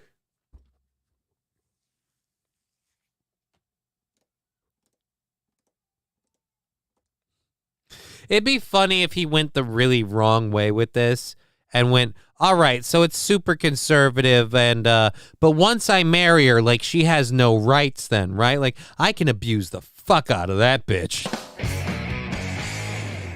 Like, just bring up the other side to the coin that they're not talking about this, the TLC part of this. Like, yes, she expects all these things. These rules behave that way. But then, after you're married, if you choose to viciously beat her for going against the rules, no one's going to hold you to account for it. I mean, you're not going to get, arrested for treating your wife like a prized pig, because quintessentially, that's what we all do here.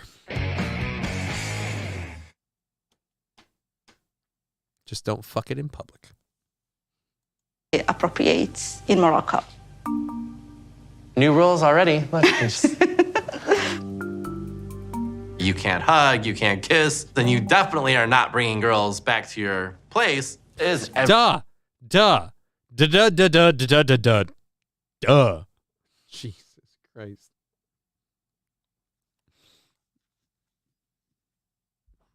Oh, fucking Danger Bear Wolf Turtle saying, is that how you found out Lemmy was into you? Just kidding. And then Granny, never one to shirk off a challenge. Sure did 8 years later, and I still shit myself every time we go on a date. That is a man who is committed to the bit or has a serious problem with his rectum. One way or another, good on you.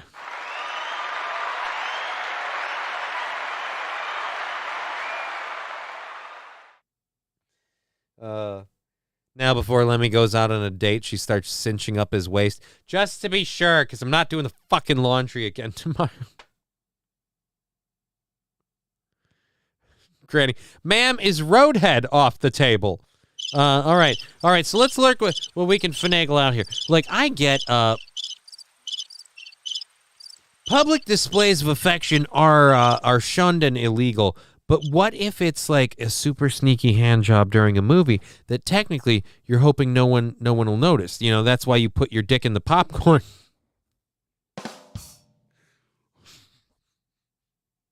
Is there any chance we can work this out? So, like, okay, public displays of affection aren't cool, but if I take her into a bathroom, I can, like, manhandle her all day long.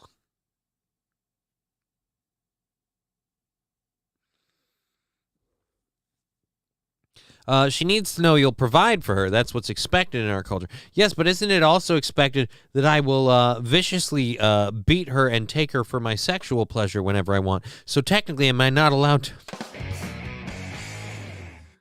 Oh.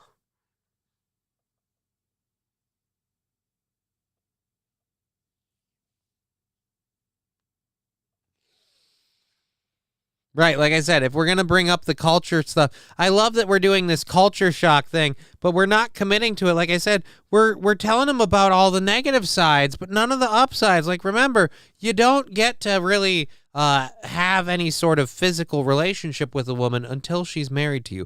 But once she's married to you, you pretty much own her.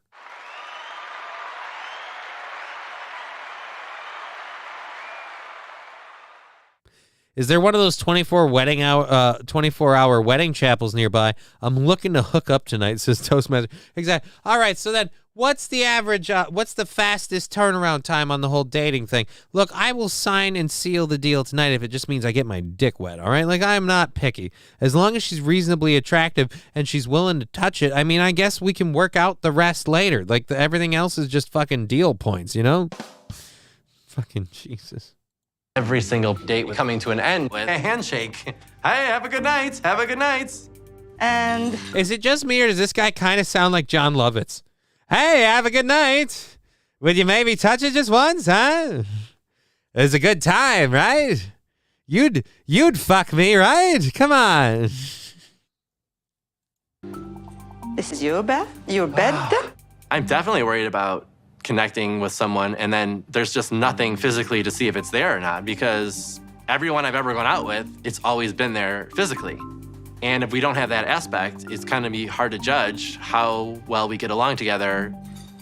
Thank you. It's going to be hard to judge how well we get along together if I don't know whether or not she's a goddamn squirter.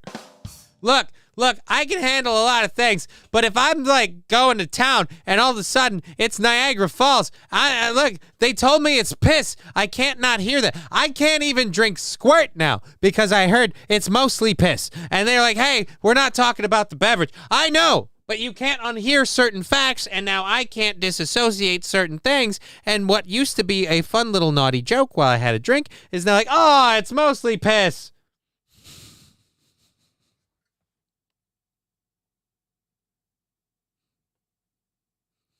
Granny going, the old Moroccan over-the-top pants matinee sneak job. I like your style. Yeah, you know what I mean?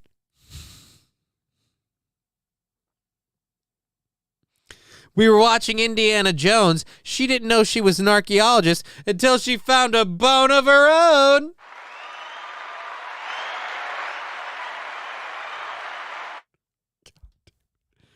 This guy made me think of a new hero, the lone erection hi ho. Here's your $500.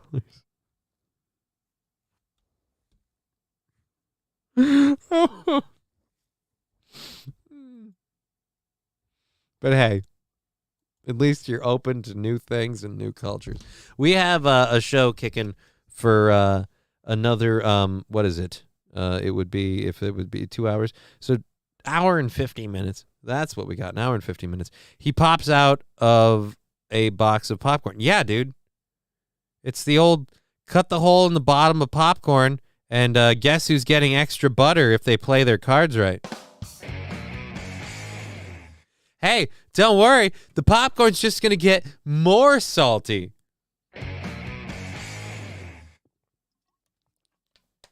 Oh, hope this movie ends soon. I'm about to come.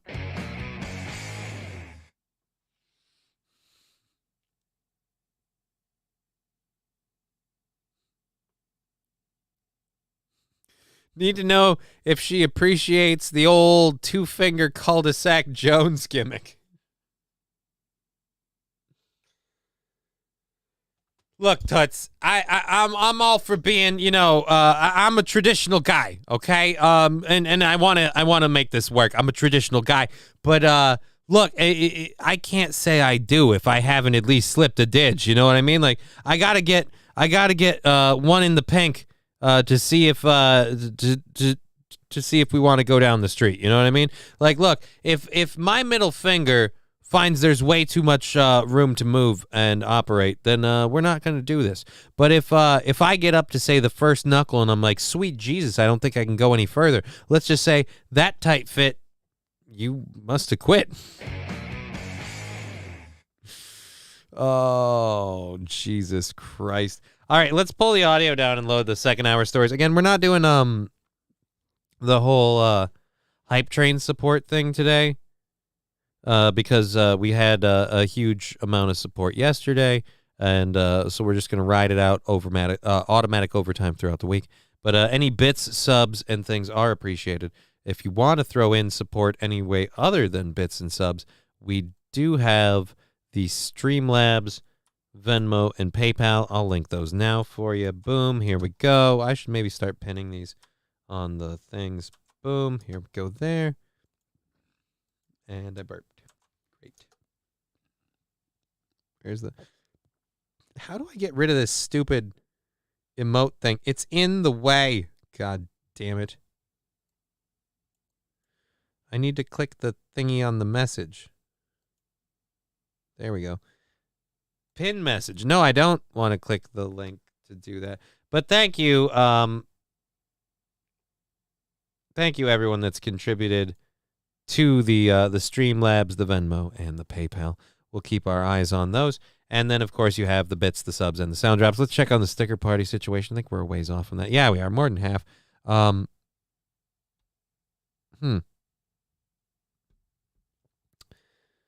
Interesting. I'm doing a show. Can't really answer that call right now. Don't know who that is. Interesting. All right. So, like I said, Venmo, PayPal, Streamlabs, those are all available if you want to support the show, as well as the bits, the subs, the sound drops. And thank you for all your support. Let's pull the audio down, though, while we pull up the second hour stories. We've got a couple of different things. What's the first one here? Oh, yes. This first one, the Hunter Biden thing. We've got a Breaking Points clip about Hunter Biden. I'm going to let them do a lot of the heavy lifting for me on that. We have a story I teased earlier today that we're definitely going to be getting definitely get into. An Illinois man who shot himself in the leg while asleep is facing felony charges. Apparently, it is a felony to sleep shoot yourself. Isn't that called a nocturnal emission when you discharge in the middle of the night? Alrighty. And then China is negotiating with Havana about joint military training. That doesn't sound problematic at all. We have a video clip, or video story, I should say, of Corinne Jean-Pierre facing some backlash. Hey, technically she's a person of color. Does that make it blacklash? Asshole. Anyways, then we're going to talk about a woman who got all the way to the graduation stage, but managed to DQ herself from the diploma in literally the final steps. So you are going to want to see how that happens. We've got Romanian prosecutors, Andrew Tate trial, human trafficking. We already covered Andrew Tate and the human trafficking. I knew I had that in there somewhere. Boop, goodbye. All right, so we already covered Andrew Tate, human trafficking. We've got that done. We've got a fucking another snafu with good old Biden opening his mouth. I love that it's like, hey, Biden spoke again. You don't even have to say we've got a new gaffe. You just have to say Biden spoke again. Everyone knows the gaffe part is a given. And then the creepiest bird that I've ever seen. And so I'm going to share that with you in a little bit. And the audio's up. We're back. It's amazing. Amazing.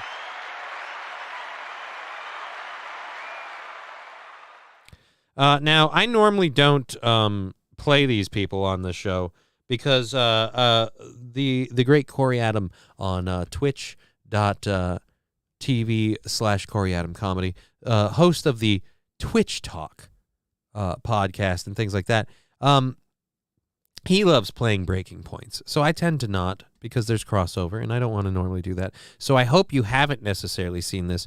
But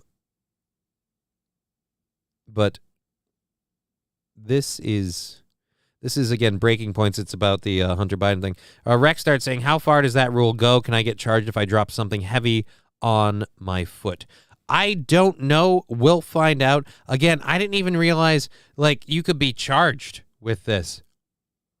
The guy discharged his firearm in his sleep. And the only person that was injured was himself. Federal offense. It's a felony offense. A felony. All right, but before we get into that, and that is ridiculous, I do want to get into this Hunter Biden stuff, and we have been going kind of long, dicking around with way too many things. So we are going to, and we are going till 5:30, so we got to, move this along. We're going to go to, again, the Breaking Points video here, released earlier. Here we go. Taking a cigar. Sagar? I don't know how to pronounce his name very well. That's why I always avoid it, because I'm white and I'm lame and I feel guilt. Everybody, just as I was about to do my monologue, this came across the wire. Let's put this up there on the screen.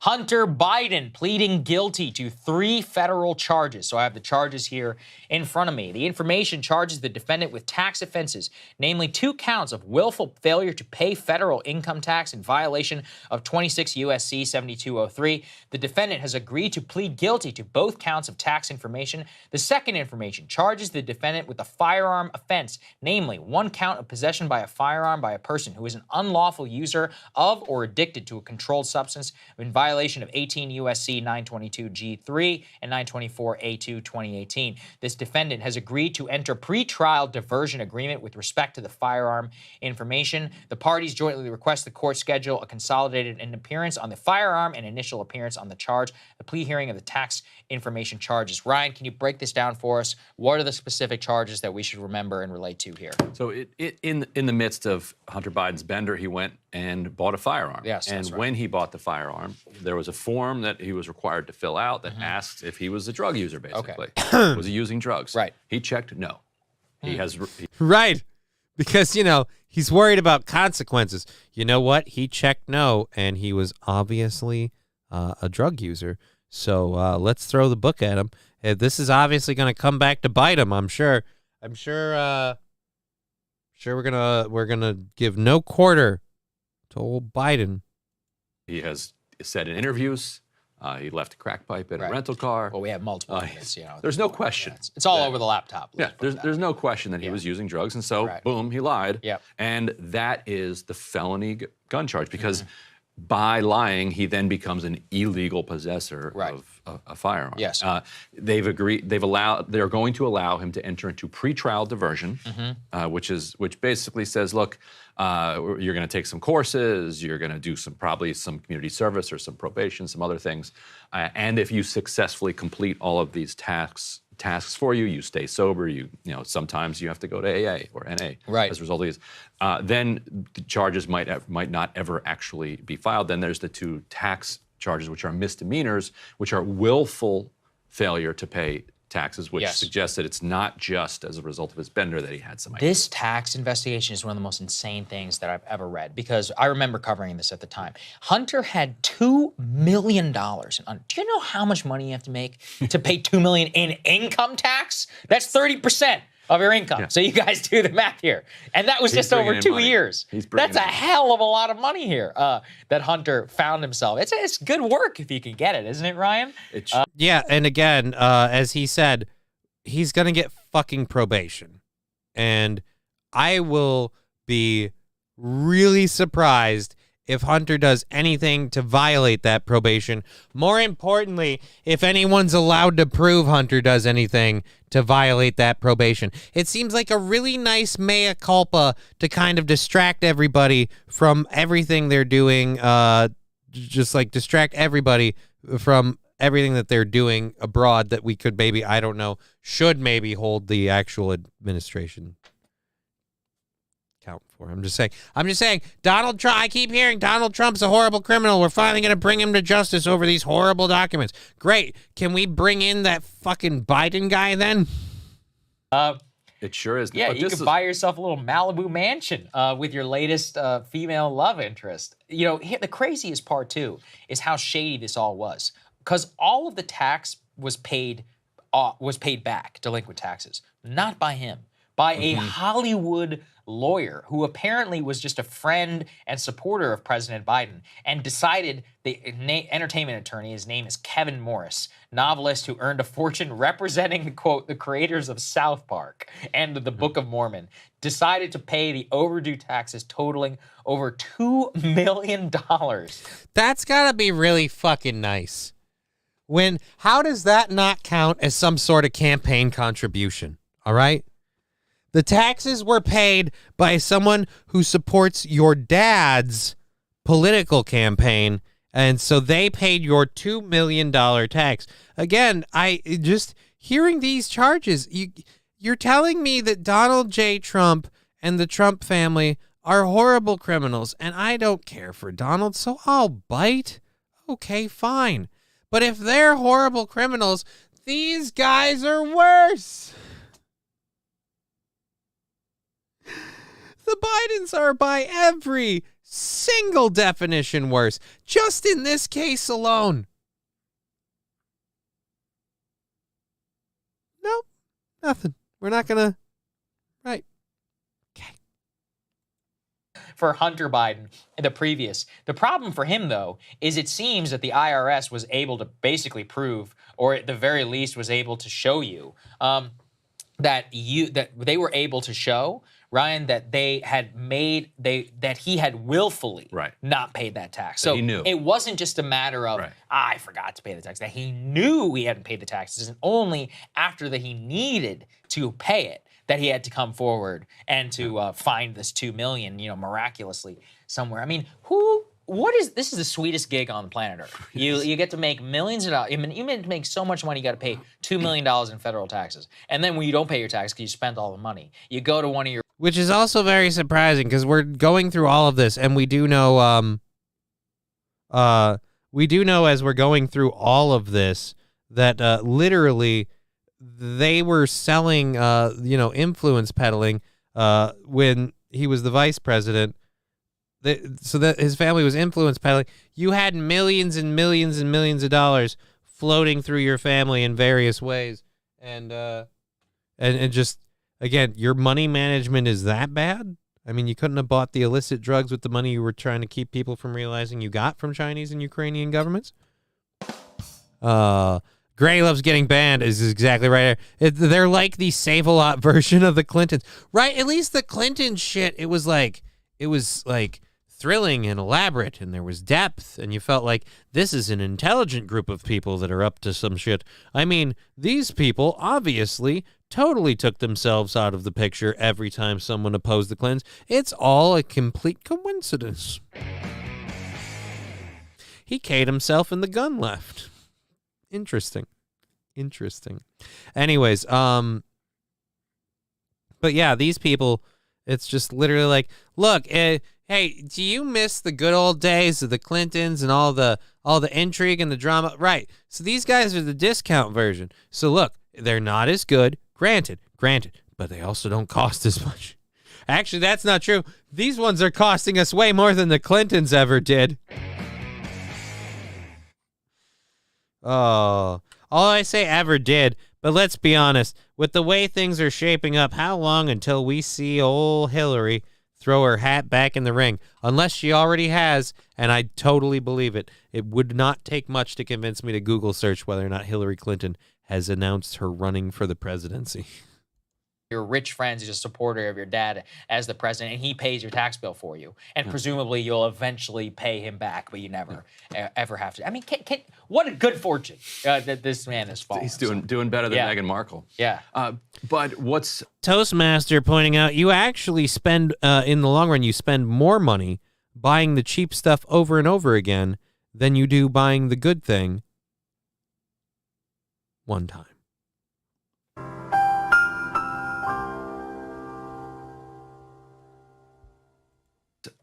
As important as what's being charged here is what's not being charged. Yeah. And this is coming after all the heat around this, the confidential human source that was relaying to the FBI back in June 2020 that a Burisma executive that's said to be the CEO was claiming that Hunter Biden was splitting a $10 million bribe with his father, 10% for the big buy. Vice President Biden. And Republicans have been asking the question, well, where is this? And the FBI has been saying, well, this is part of an active, ongoing investigation. So therefore, we can't comment on it. So it clearly, they did not charge in connection with that, with this bribery scandal that's been alleged. It also suggests that now they should be able to comment on it, that they can no longer say that there's an active, ongoing investigation, unless there is another Why are these cheese balls stale? I just fucking opened the bag. Yeah, that's the way it goes. Here's the other thing. In terms of the plea agreement and all of that, I mean, can you imagine what did Wesley Snipes do? Let's go ahead and get this up there, right? Like Wesley did they Snipes put him in jail? and I believe he actually did serve a Wesley Snipes. This is really, really bad. So, are we about to prove that the, are we about to prove in this amazing forward country that the privileged white guy is going to get away with tax fraud and, tax evasion, and yet the Hollywood celebrity black guy just got held to the line. Archie going, what are we talking about again? We're talking about Hunter Biden. These are the charges that Hunter Biden's up on that he admitted to being guilty of.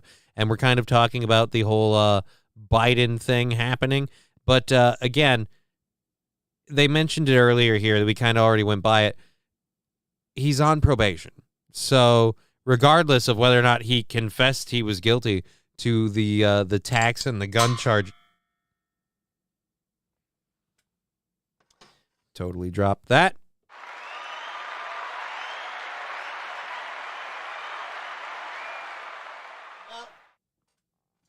That would be a complete party foul if that was not a one hit left in the chamber situation. So we're all right. We're gonna be fine. Bro, fuck this family. Yeah, that's kind of why we're going through this bit. This piece, even though it's not, the most like super funny, exciting thing, that's kind of the part of the thing I'm saying here is we're being told how, and I was talking about this. I don't know if it's in the docket today. Donald Trump's trial is being almost extremely fast tracked, in my opinion, for how these things normally play out, and is being scheduled for August 14th. And it's really, really weird. It's almost like the Department of Justice is setting this trial up just to literally hamstring Donald Trump's attempts to become president. And yet, at the same time, it's just like, hey, but we're going to blatantly express favoritism in terms of this guy is admitting that he's guilty of stuff because we kind of don't want the news talking about the informant that's gone off the radar and or disappeared, and the other investigations that the Republicans are calling for. All of the ways that it seems like Joe Biden is a giant, tremendous fucking criminal. We don't want to talk about that. Hey, Bidens are they're upstanding people. Hunter admitted that he was guilty and everything. Yeah, he admitted he was guilty, and the overall cost for that admittance of his guilt is just don't do it anymore. Huh? How about you're on probation? Because right now, I'm sure the Justice Department will absolutely prosecute the Biden. It's just so fucking obvious. God damn it. Sentence here. So they charge that Snipes had spent fictitious bills of exchange for $14 million to the IRS. The government charged that Snipes failed to file tax returns for the years 1999 through 2004. The government charged him with this crime. He responded to this indictment in 2006, saying that he actually wasn't a citizen. There was all this other stuff. He was sentenced to 3 years in prison for willful failure to file federal income tax. Now, obviously, it does look like he went out of his way to, make sure that he didn't pay his taxes, and it was a little bit of a different situation because he didn't actually plead guilty. He was found guilty as a result of this. But at a very basic level, you and I was just at a gun show this weekend. You go into if I walked into there and I filled out that form and I lied, and I also didn't pay, if I didn't even pay a fraction of my income tax, whatever, and all of that to the IRS, there's no way. And then I went to some shady character and had them pay the bill for me. You think the feds aren't going to lock me up? Of course they are. Any normal person who doesn't have this level of, or any normal person who doesn't have this level of connection to the elites, to the people in power, wouldn't be getting off scot. What connection? What connection could Hunter Biden possibly have? And Van Drexel saying, answering Toastmaster asking August of this year or next. August of this year. August 14th of this year will be the beginning of the trial of Donald Trump's documents scandal or whatever. A trial that they've admitted will take roughly 2 weeks. Let's play a fun little game. Let's pull up our calendars, everyone. Let's go down to the bottom of the computer screen here. Actually, can we do it on this one? Can we do it here? Let's try it on this one. Join us, children, as we play a fun little game. And we click on... Oh, it doesn't work if you do it there. That's just a big steaming pile of bullshit. Works on this one. Motherfucker. Alrighty, let's go over to the month of August. Let's take the 14th and go 1 week down, 2 weeks down. So 2 weeks from the 14th is the 28th, the week of the 28th through the 1st. So I believe it's the 23rd is the GOP. Let's look up the date of the National GOP convention. National. Oh, Jesus Christ. National GOP convention date.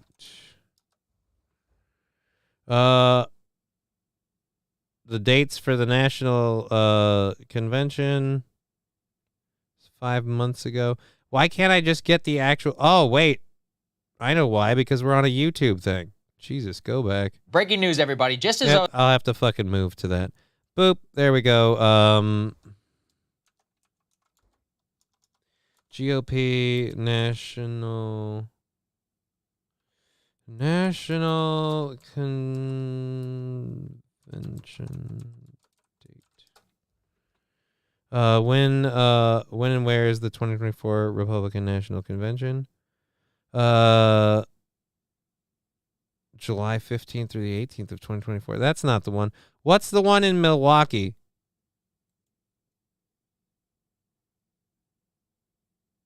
There's one in August, I thought, on the fucking 23rd. What's August 23rd for the GOP? What's the GOP August 23rd date? GOP August 23rd convention. First GOP. Oh, the presidential debate. Okay, the first GOP presidential debate will be on August 23rd. So Donald Trump won't be allowed to talk, I imagine, about the trial. I imagine there'll be a gag order on him, and a gag order of I don't know what else. Would he even be allowed to perform publicly? Is there going to be some reason why or some way how? Again,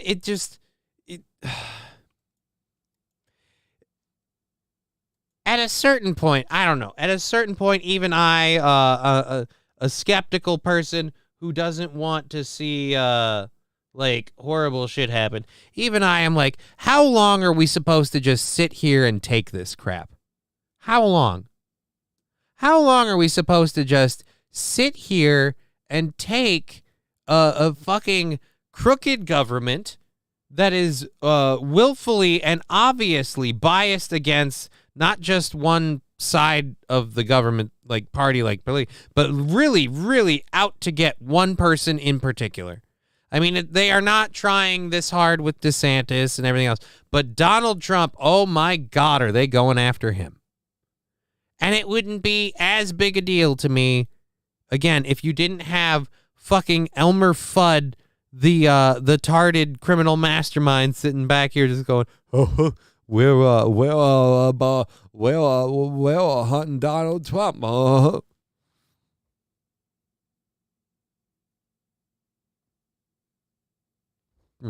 The confidential human source was relaying to the FBI back in June 2020 that a Burisma executive that said to be the CEO was claiming that Hunter Biden was splitting a $10 million say that they have going on, but I doubt it. And here's the other thing. In terms of the plea agreement and all of that, I mean, can you imagine what did Wesley Snipes do? Let's go ahead and get this up there, right? Like Wesley Snipes responded to this indictment in 2006, saying that he actually wasn't a citizen. That was all out of his way to, You and I was just at a gun show this weekend. You go into if I walked into there and I filled out that form and I lied, and I also he was at a gun show this weekend. Well, yeah. Why would he want to own a gun? You saying he needs to protect himself? I swear, it's like a thing. Like with nope. Didn't pay, if I didn't even pay a fraction of my income tax, whatever, and all of that to the IRS. There's no way. And then I went to some shady character and had them pay the bill for me. You think the feds aren't going to lock me up? Of course they are. Any normal person who doesn't have this level of, or any normal person who doesn't have this level of connection to the elites, the people in power. Okay, so you're just going to keep going. I don't want to have him just keep going that thing. Again, that's Breaking Points. Oh shit! I was cycling through it. I didn't have them up on the screen anyway. That's Breaking Points that I was playing there, and really grateful for that contribution. That is a new thing that they put up 6 hours ago. I knew about that because I am subscribed to Breaking Points. So and I have the little bell clicked on the notifications. So I know when they drop new stuff. Again, I don't normally play them on the show, but I like having them as an information source. Feel free to use them as an information source for yourself as well. Alrighty, so this next story is one I really want to get into, so we will get into that in a minute. Let's catch up with the chat. Toastmaster, yeah, them Planters cheese balls are fire. You like cheesy pants, I like cheesy pants. That kid is my cheesy pants, bad cat. Yeah. Kitty, I'm my cheesy pants. God damn it. Sorry. I'm on.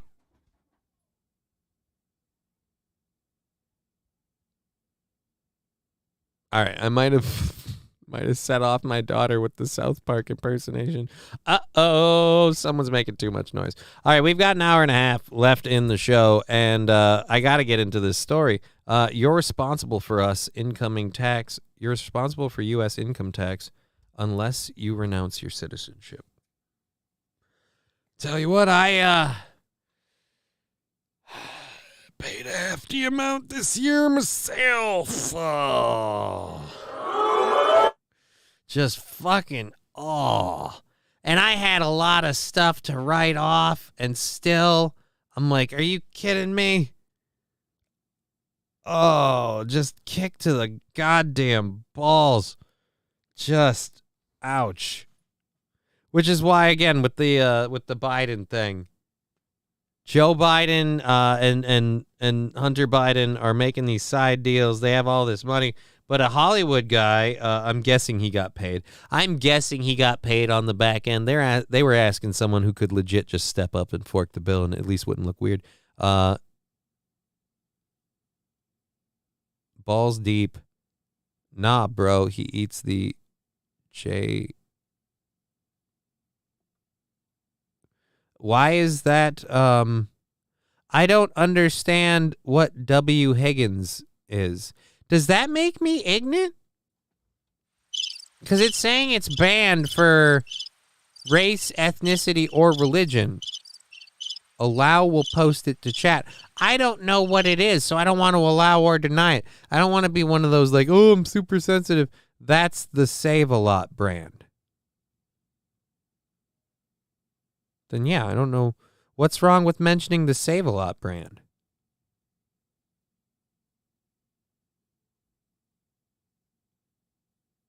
Is that one of those things where because it's for poor people, everyone's like, oh, that's racist. You're talking about black people. No. It's just the place where you go, and those are yeah, but it's notably cheap because yeah, but that's you being racist. That doesn't mean because they mention the brand it's disparaging or talking. That's your holdup, not theirs. Stop forcing your shit on me, you woke chatbot. All right, anyways, we got to get to this next story. I am fucking around too much, and we only have an hour or so left in the show. Poor people come in all shades. Yeah. The poor kids are just as good as the white kids. Jesus, everything he says is like a comedy gold nugget, but also it's like a kick to your soul because you're like, it's only costing us our civilization, our economy. But oh God, it's funny when he says funny, stupid stuff. Yay, yay, yay. All right. So let's get to this story that I keep alluding to. We're running out of time because I'm a dick. All right, so jumping over, prepare yourselves. Boop. Illinois man shot himself in the leg while asleep, is facing felony charges. The 62-year-old Lake County resident told police he was dreaming about a home invasion. Look, there's a new colored feller moved down the street, and I had a dream that he came over one night while I was sleeping to peruse my belongings. Now, I'm not saying I suspect him of such behavior. I'm just saying sometimes when you're asleep, your mind gets, carried away, and you think, oh, this guy's obviously got to be one of them banger fellers you always hear about on the news. All right, so 62-year-old. Again, so he shot himself in the foot dreaming of a home invasion. Where are the felony charges in this? Suburban Chicago man. All right, so that voice was definitely off. Suburban Chicago man is facing firearms charges after he told officers he accidentally shot himself in the leg while dreaming that an intruder was breaking into his home, police said. The Lake Barrington man was charged with about 2 months after Lake County Sheriff's deputies were called to his home on April 10th on a report about a person with a gunshot wound, police said. Deputies who found the 62-year-old man with a gunshot wound on one of his legs applied a tourniquet to the limb because he was losing a significant amount of blood before being hospitalized. The man told investigators he had a dream that someone was breaking into his home, and during the dream, he retrieved his .357 Magnum revolver, and he shot at who he believed was the intruder. When he fired, he shot himself and apparently woke up from the dream, police said Tuesday in a news release. Good, I'm glad that there was at least something, because, there's never a good alarm. Never a good alarm. You need something that really gets off. You know what comes out great? Fucking gunshot. That's one you can't, because it's not just the sound. People forget this. I don't know. I don't mean to brag. I fired some guns. It's not just the sound. It's the smell. You can't get away from the smell. As soon as the gun fires, you can smell it in the air. Somebody done shot something. And that'll fucking wake you up. All right, anyways, Balls Deep saying poors fight over SSI checks. And Granny Loves Getting Banned saying at Balls Deep, and the last pizza roll. I can guarantee you that both of those people are absolutely right. Balls Deep and Granny Loves Getting Banned. Because I don't mean to brag, I am a member of a family that qualifies as the poors. I technically wouldn't qualify myself that way anymore.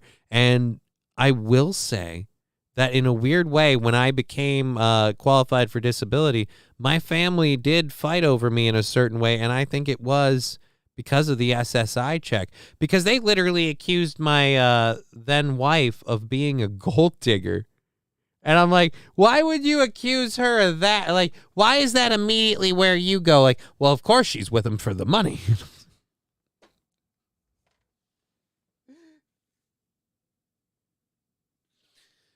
I saw him limp across the room, and I thought, there it is. There's my inevitable paycheck.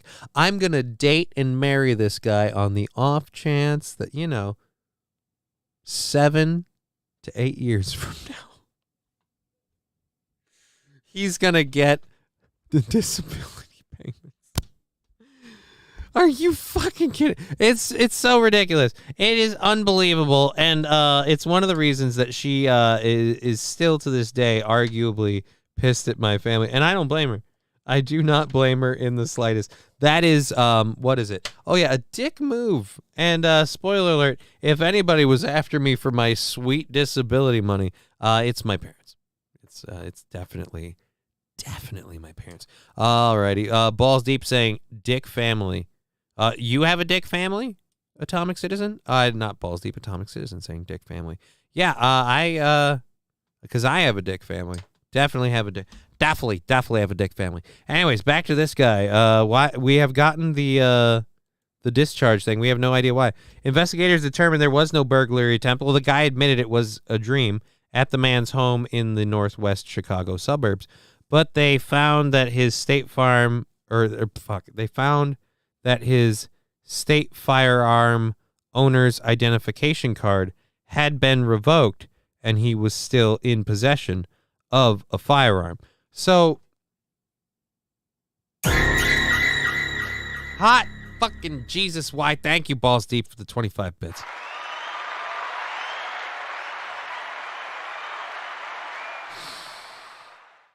Starting to wonder if I should raise the price on that one. Just because the cost of new underwear alone, I'm making so much mud, I might as well open them. Anyways, investigators determined there was no burglary. Right. So he wasn't supposed to have the gun. Okay. A warrant was issued on June 9th for the man on charges of possession of a firearm without a valid firearm operator identification card. Reckless discharge of a firearm, both felonies, the police said. I mean, reckless discharge of a firearm.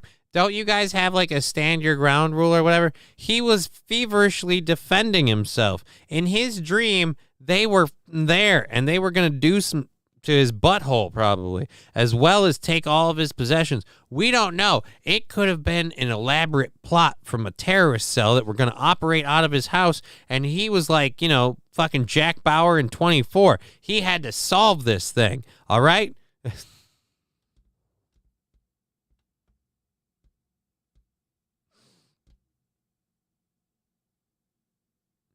You got to pretend to be asleep after the firearm goes off. Like when the police show up. Where's the bomb? Oh, I'm sorry. Whoa. You ever have a dream you're Jack Bauer? Holy shit, I shot myself. Oh, fuck. Balls Deep, you're welcome. Yeah, thanks. Thanks for that. Thanks for contributing to my need to purchase actual legit diapers. Awesome. Love shitting my pants. See, I'm just as good as Red Bar. I can shit my pants and keep doing a show.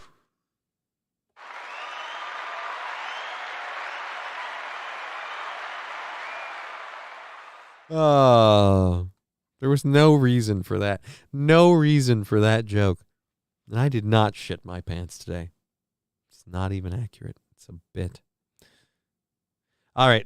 So again, the warrant. He's arrested Monday. His released after posting bond.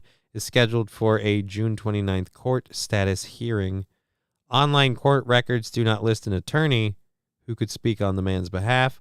A man who answered the phone listed for the man declined to comment Thursday when reached by the Associated Press. Okay, so he's not answering the phone. I'm curious as to when this ID became invalid. So not like I get the illegal possession part, but the fucking reckless discharge of a firearm. How is it reckless? You shot the gun while you were asleep, sir. Right. I thought, you know what? I'm asleep, but fuck it. The guy was fighting for his life, you know? It was a whole pack of, and they were there for his daughter. All right. Do I want to, holy shit, it's 4:21. I missed 4:20 by a minute. Look at me being late. Do I want to do this story, China negotiating with Havana about joint military training facility in Cuba? I mean, there's a lot to talk about there and a lot to unpack, but I'm also not the smart man for the job on that, I feel like. So let's, we got time to bail. We got time to fill with other things and a lot of stuff to squeeze in. We're going to ditch that one. We're going to get to this one. It's a video we're going to play by Fox News. It's from 4 days ago. I end up playing a lot of these things because I am a huge proponent of not allowing men to compete in women's sports. I was a athlete in high school, and I'm saying nope, and 1,000 times no. Anyways, I don't care if you call me a bigot. Don't give a shit.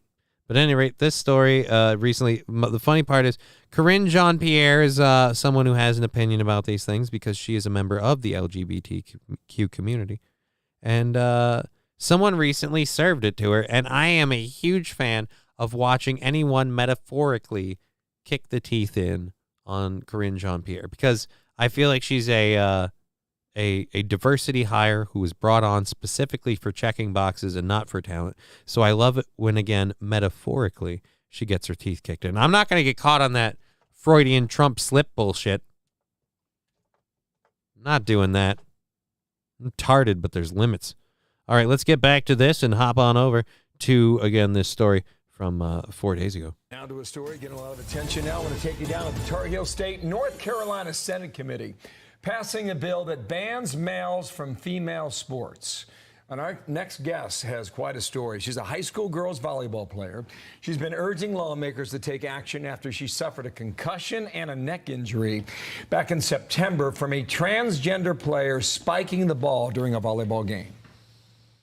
I could go on and on about how this incident has affected my life, but I'm not here for that because I'm not. Okay, once again, there's that subtitle thing. I have got to look into that after the show. I must have enabled some. Oh, wait, is this it right down here? Subtitles, closed captions. Ha ha. Did it.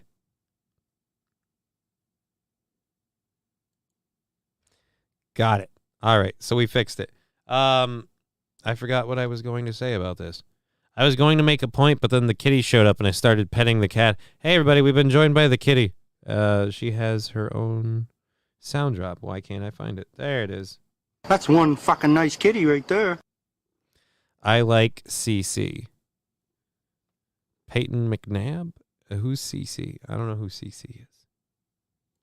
not here for me. Allowing biological males to compete against biological females is dangerous. I want to bring in Peyton McNabb, the woman you see there on screen and here in person. Welcome to New York. Thank you. You're from Murphy, North We've been Carolina. waiting for you. Yeah, you're in the far western part of the state. First time. Okay, Peyton, one question. Why are we wearing the long sleeves, but we're still showing leg? This is a classy show and all, but it's a glass table. And speaking of showing leg, hey, Toots, it's a glass table. Move the papers.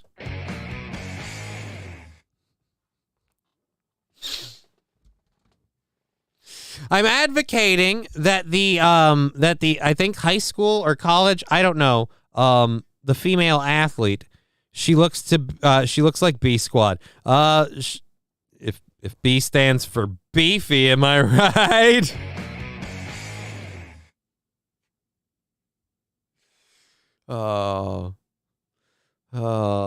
I'd say she's a butterface, but that would imply that the rest is the winner part. Female athlete, that's an oxymoron. Atomic citizen, we can only fight one battle at a time. All right? Only one battle at a time. Okay? Jesse, she is hot, bro. Are we talking about the athlete in question, the lady in the blue, or the interchangeable Barbie doll, the blonde lady in the orange? And I only say that not to be disparaging to the lady, but just to be honest about her role, because it's a Fox show, and they view attractive blonde women as a nuclear shelf life. It depreciates by half every year, and very soon just evaporates, and thus turns into nothing. Both of them, says Jesse. Well, again, not sure about the age of the lady on the left and the lady on the right. Again, I did say, to quote me earlier, I said of the lady on the left, what's with the long sleeve shirt but the exposed leg? This is a classy show and it's a glass table. How about we have some pants? And then of the lady on the right, I did say, excuse me, ma'am, as I just said, it's a glass table and this is a classy show. How about we move the papers? It's not my bag. That's not a bag. That's my fucking coochie that's hanging out. Hot Jesus, really? Oh. I was assuming that was a bag and that the bulges were the tennis or the volleyballs. Oh, Jesus Christ. Thank you, Wilmer, for the 100 bits. She's a member of the B Squad, the old bitch squad, the Balamic squad, the forgot to purg squad. I'm not sure what that is, Fallen. Mr. Blobby shot cousin. I wanna. Okay. Fallen saying I called her fat. Okay, now it makes sense. For fuck's sake, I'm dumb. Okay, we've addressed this. We addressed her.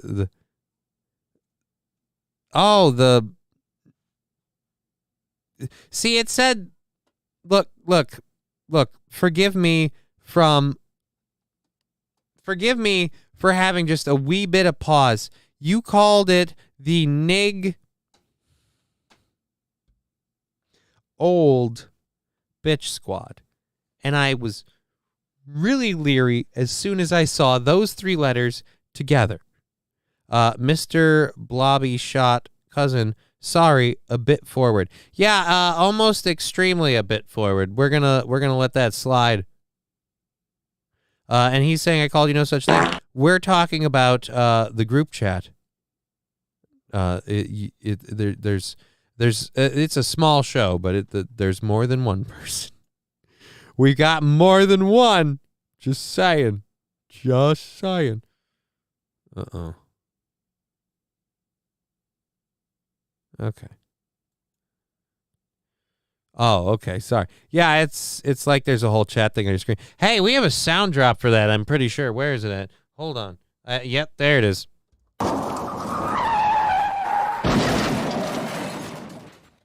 Oops. All right, let's get back into this. By the way, tons of fun. Take it away. I have to take my camera off the screen. I don't like my positioning with all of this, given it feels weird. No, we can go back to that. It feels weird. So I'll be right back. Boop. I'm on an airplane. First time to New York City. You're living life. You came here on an airplane, first time to New York City. Hey, I bet someone offered to smell your... You're living life. Back on the 1st of September, I've seen the video. You took a shot. It's hard for me to watch. Yeah. What do you remember from that? I just remember the very, very silent and shocked gym after it happened. I remember the fear from my teammates, knowing that they would have to continue to play the game even after that incident happened. And I just remember everyone just so not knowing what to do, and it was just very, very traumatizing. What was your recovery like? It was hard. It's very slow. It's been very difficult, not being able to get back in. Hey, news program. I get it. You're trying to pay the point and you're in an echo chamber, so you don't have to try too hard. But hey, babe, how about for me just one time maybe you float a little video here and we see the shot that you talk about, the horrible shot. Into things as I have in the past. So it's been very difficult, but thankfully I'm improving. Did you know immediately when it happened? Did you know you were playing against a transgender? Yes, we did. Okay. So, and then that happens, and had you been concerned about the strength of this individual before the game? Yes. Okay. Very much so. But we couldn't just refuse the game since it was a conference game, so we had to continue to play them, even though none of us wanted to.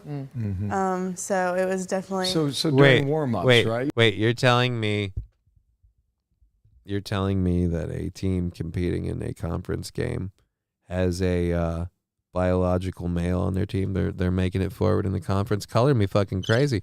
Holy shit, really? Fallen, oh my God.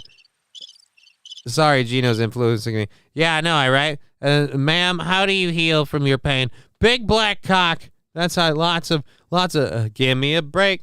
Give me a break. Break me off a piece of that big black cock. I got to make that jingle. I got to make that a thing. And I have to shave because I have to admit, while I've been off screen, I have been abusing the fact that I can just pinch my nose and itch it. But I realize now it's not even the microphone. My own goddamn fucking beard whiskers are getting into my nose and fishing at my nose hairs, and now it's all a big problem. When I talk, I look like I just did blow. And just people keep like, hey, why do you keep scratching at your nose? What, you need something? Like, no, that's not what it is. God, I never even tried this stuff. And that's not fair. When I finally am like, you know what, maybe I'll try cocaine. And then people are like, but you can't now because fentanyl's in this shit. And you're like, God damn, and that would be my luck. I'd be the first time I tried some booger sugar, and it turns out to be laced with fentanyl. I'm taking a dirt nap. And everyone will be like, well, it's what he always wanted. Yeah, but this time I really wasn't trying. And that's how it goes, I'm the kind of guy where I try and things go nowhere. But if I just kind of fucking fall into it, it goes brilliantly. Case in point. You're checking out the other team. They're on the other side of the court. What did you see, and what did you think of that player's performance? It was obviously a lot different than what we've been seeing the rest of the season or the rest of the years I've been playing. I was very used to it, though, at that point, because he's the same age as me, so we played together all 4 years against them. But I just remember seeing how, the fear, and especially our younger players on the team who've never played against them before. Wow. So just seeing how scared they were, it was really heartbreaking. Okay. I want to side with you, but I start, and I'm coming back in here, okay? Boop. There we go, baby. I want to side with you, Toots, but it's a little hard when you admit that you've been playing against him for years. But as for the fear in your teammates' eyes, I thought this was about your injury and how the injury was a thing. It seems a little like you're kind of piling on because you can.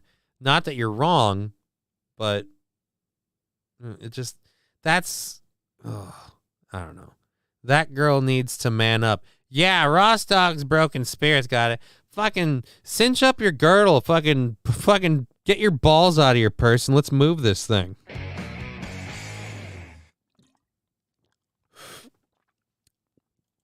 Did you hear from that individual afterwards?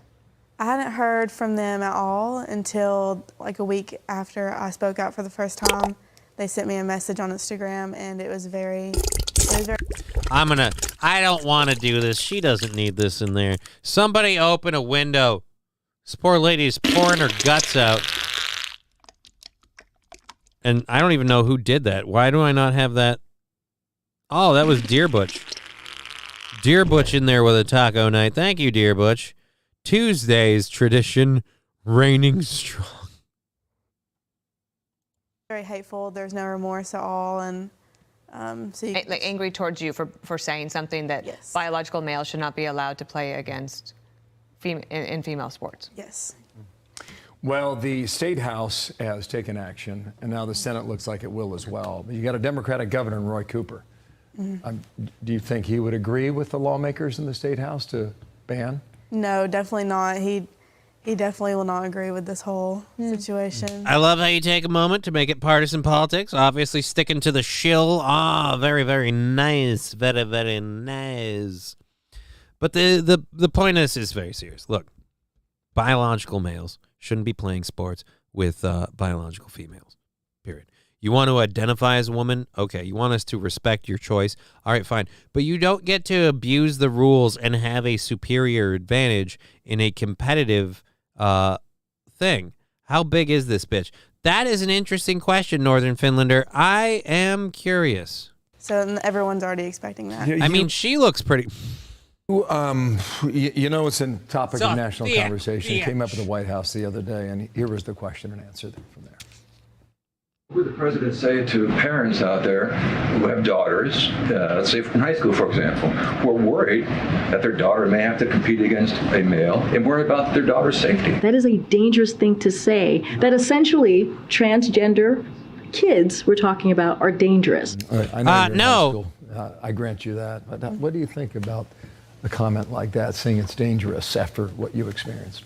I think it's very, very hypocritical. I think she's taken what others have said about how this is dangerous for us, and she's essentially switched it around and played the victim from the situation, which I expect nothing less from that whole administration. So, you know. I just want to end with this question, because I noticed that you said that you're not here in New York for yourself, and you didn't speak out for yourself. No, she's Tell here for us Times Square. Why you are doing this? Why does this matter to you? So I'm doing this because I don't want anyone else to have to ever go through what I went through. And even the thought of it happening to my younger sister who's going into high school, or, you know, my other family members, my teammates, if that happened to any of them, it would just infuriate me. So just the thought of that, and I just don't think this is something that we should even have to be talking about. So. Well, it's not resolved yet, No. and it may not be. But you're a part of an attempt at a solution. And Peyton, we thank you for being here, and we thank your dad for being here too. Happy. We thank your dad for being here too. All right, so she's leaning over to thank dad. And again, I'm sorry, Toots. I get it. Sex sells. But it's a glass desk. Either fucking wear some goddamn pants. Or if you're gonna tease move the fucking papers. You know what I mean? You're allowed to keep your legs closed, but don't do this like, oh, look, you can kind of see my knees. No. No.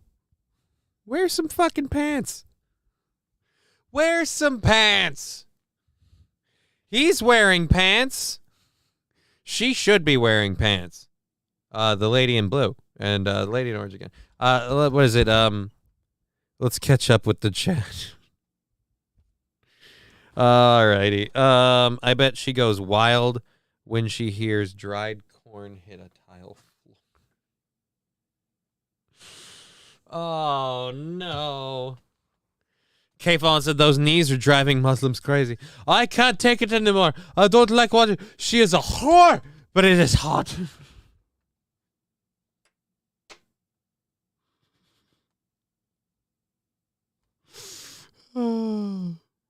They're edging and they're hating themselves, but it's just like, dude, it's too much for me to take. I can't. Oh, I'm gonna tap out. But yeah, Johnny, do you know Beaver asshole tastes like vanilla? Granny Love's getting banned. Do you not know there's an entire comedy bit that I have from a thing that we did on the show with the whole silly beaver thing? The asshole tasting like vanilla on the beaver. That is old hat here, my friend. That is not only... But that's like, dude, we've been there. Dear Butch, beaver for sale.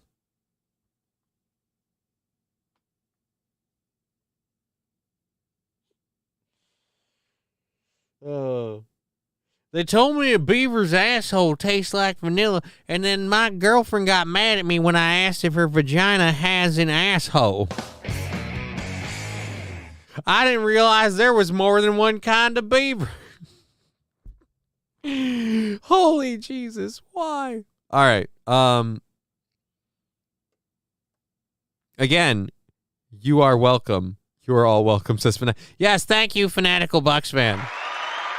Source of obscure, not offensive, what would we call it? Vaguely traumatizing, obscure, vaguely traumatizing animal knowledge. The one and only Fanatical Bucks fan. Thank you for that earlier information. Again, once again, being reinforced by Granny pointing out to us. Boom.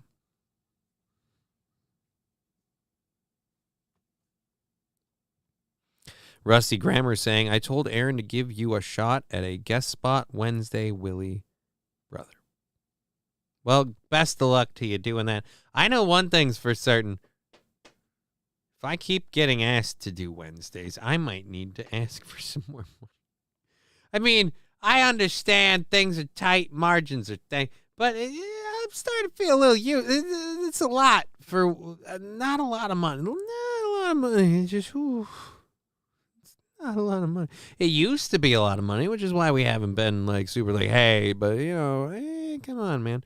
Other than that, everything about it's awesome. So I recently found out that over 360 species share the burrow of a gopher tortoise. Gopher tortoise. That was mind-blowing. I don't know what we're talking about. I don't know if I want to know what we're talking about. Ain't nobody got time for that. Exactly. We have a sound drop for it. Alrighty. This video is pretty short. Ross Dog saying, give me your Spites t-shirt. No. I had to become friends with people who lived in New Zealand for this shirt.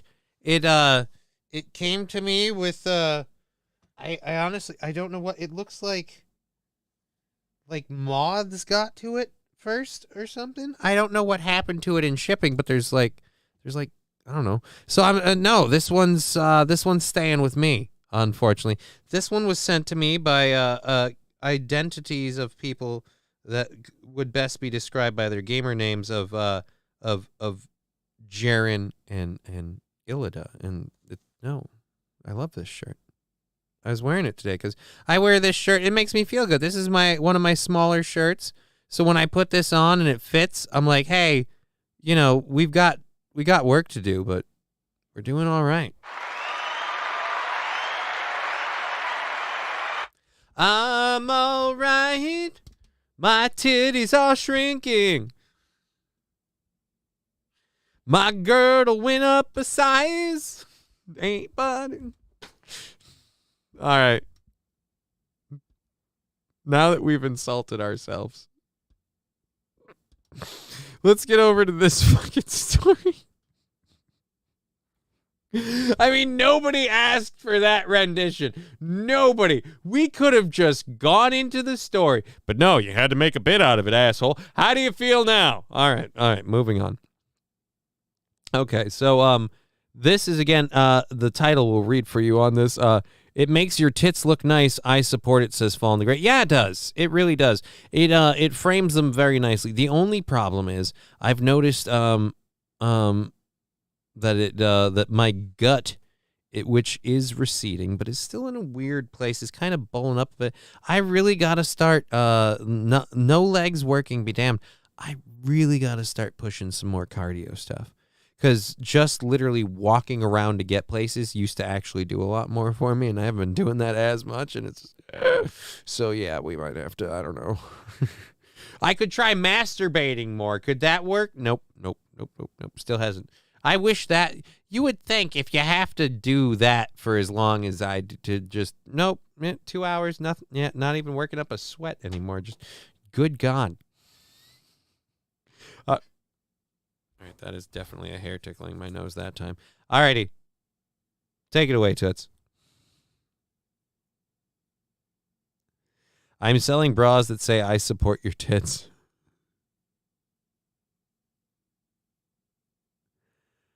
Fanatical Bucks fan, I got a response from Tate. Hope he's okay. Not... I will never get that again. Hafsa Abdur Rahman cried tears of humiliation instead of joy at her high school graduation on June 9th. The 17-year-old says... Is it because she had to wear a hijab? Is it because she wasn't allowed to show her hair? She did so great with her hair, but then... No. All right. By the way, they just showed the horribly offensive thing that she did, if you didn't catch it, in the first 10 seconds, but they will get back to it.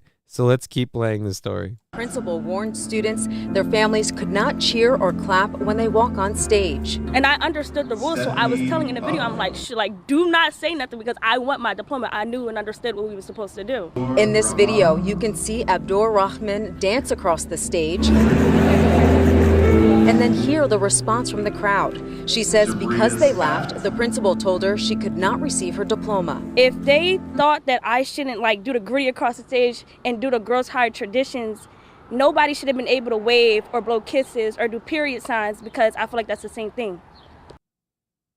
Period signs? Do period signs? What are period signs? Do I not know? Because this period signs sounds to me like what? Like you held up a bloody tampon? Like you free bleed? What is a period sign? Like you hold up a box of maxi pads? Like look what I'm wearing. I don't know what a period sign is. You can't tell her signs because of her dress. You can't tell her period signs because of her dress. Luke Duke saying, all of Texas has sweaty tits right now.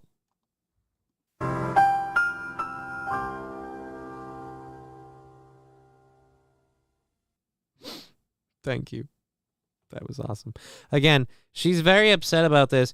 I do not get why she was denied her diploma because they laughed.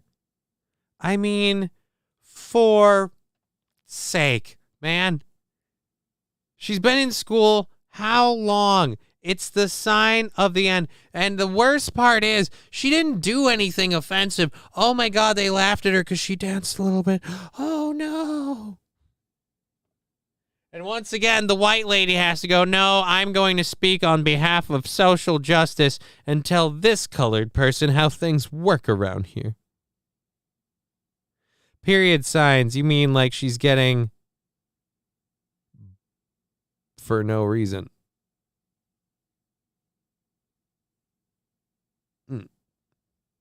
So I just thought it was really unfair. Abdur Rahman says she's not alone. 3 other girls did not get their diplomas on stage, but all of them did after the ceremony. The school district of Philadelphia said in a statement, quote, the district does not condone the withholding of earned diplomas based on family members cheering for their graduates. We apologize to all the families and graduates who were impacted and are further looking into this matter to avoid it happening in the future. Although Abdur Rahman wishes she had a better experience, she and her mother hopes school leaders learned a valuable lesson. It's 2023. A lot has happened. These girls went through COVID together. I understand traditions and rules are set, in place for a reason, and we're not saying that they should be broken, but it might need to be revised also. Again, it was striking. Again, we know exactly who to hold accountable for all of this. She stole that moment from me. I will never get that again. Hafsa Abdur Rahman. All right, so where is it? Yeah, I don't care about that. Again, we want to prevent this from happening ever again. Let me tell you how you do that. You fire this fucking bitch right here. You fire fucking tons of fun in the fucking hat right here. Because, again, the kids got their diploma, all right? None of this makes sense to me, says Northern Finlander. Northern Finlander, this bitch doesn't get enough control in her life. By this bitch, I mean the one directly above me. This bitch all of up here. Oh, I can't reach that far. I always forget that I don't have that kind of, that'd be cool. That kind of camera would be free. Anyways, this bitch here does not remember tons of fun. Yeah, tons of fun. This bitch here apparently did not get enough control in her life. And so when these kids were coming up, they were told that the parents couldn't cheer, that people couldn't celebrate. They're supposed to be very solemn and somber while we hand off the fucking scrolls, apparently. And Karen better call Saul. Yeah, she better call Saul, because I hope they fire her ass. Because, again, the kids got the diplomas, which means the school didn't back this play at all, which means this move was entirely hers. Entirely hers. She could have just given her the fucking diploma. I mean, oh my God, so be it. She fucking, again, it was a little foot shuffle dance. That was her sin. Yeah. Like, she paid up to $105,000 or $15,000 to go tuition. Yeah, that's the other thing too. This is like a girls' school thing, and yeah, you are not gonna do well on that. Bad call, ma'am. So again, for all of those going, look, we just hope this doesn't happen in the future. Let me tell you one smart way that happens. You fire that bitch right then and there. But I bet she's got tenure, or some way that she can finagle out of it. And she can be like, well, I don't think I was wrong, but I guess I'll have to understand moving forward that my opinion is less valuable. And I bet you she just Karens out of it. She seems like a real douche canoe of the highest order. I have to say, I feel like that's the kind of turd that clogs the flume ride. You know what I mean? Like, you go to the water park after her and you're like, sweet Jesus, don't go in front of me. Oh, crap. This lady's going to get stuck. Like, that's just... Look, I know your family is proud of that. You're smart enough to get a piece of paper, but I know that your family's proud of that. You are smart enough to get a piece of paper, but the stupid kids don't get one, so you got to tell your family to shut up. Luke Duke saying Dr. Killjoy.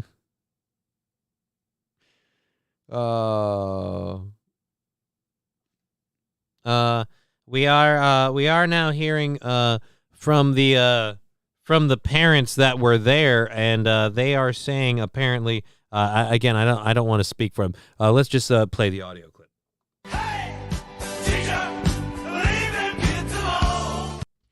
So again, like I said, how we solve this seems very, very easy to me. I think the problem is self-contained in one very high and mighty white lady. I mean, like we and hey, how many of you like that, huh? We solved this with a little how shall we say, scale balancing. We get to put some white meat on there. You know what I mean? Like, let's put that sacrificial lamb on the fire. You know what I mean? Golden calves be damned.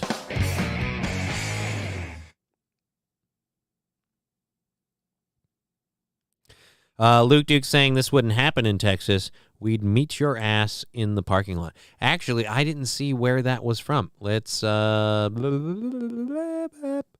diploma stage deal. There we go. Boom. Let's go this one. The school during official graduation ceremony. Double P WIPV. Where it doesn't say what WPVI, like what affiliate that is. But yeah, that does not look like a Texas neighborhood. I'm guessing it's like a Dearborn, Michigan area based on the looks of the people in the neighborhood.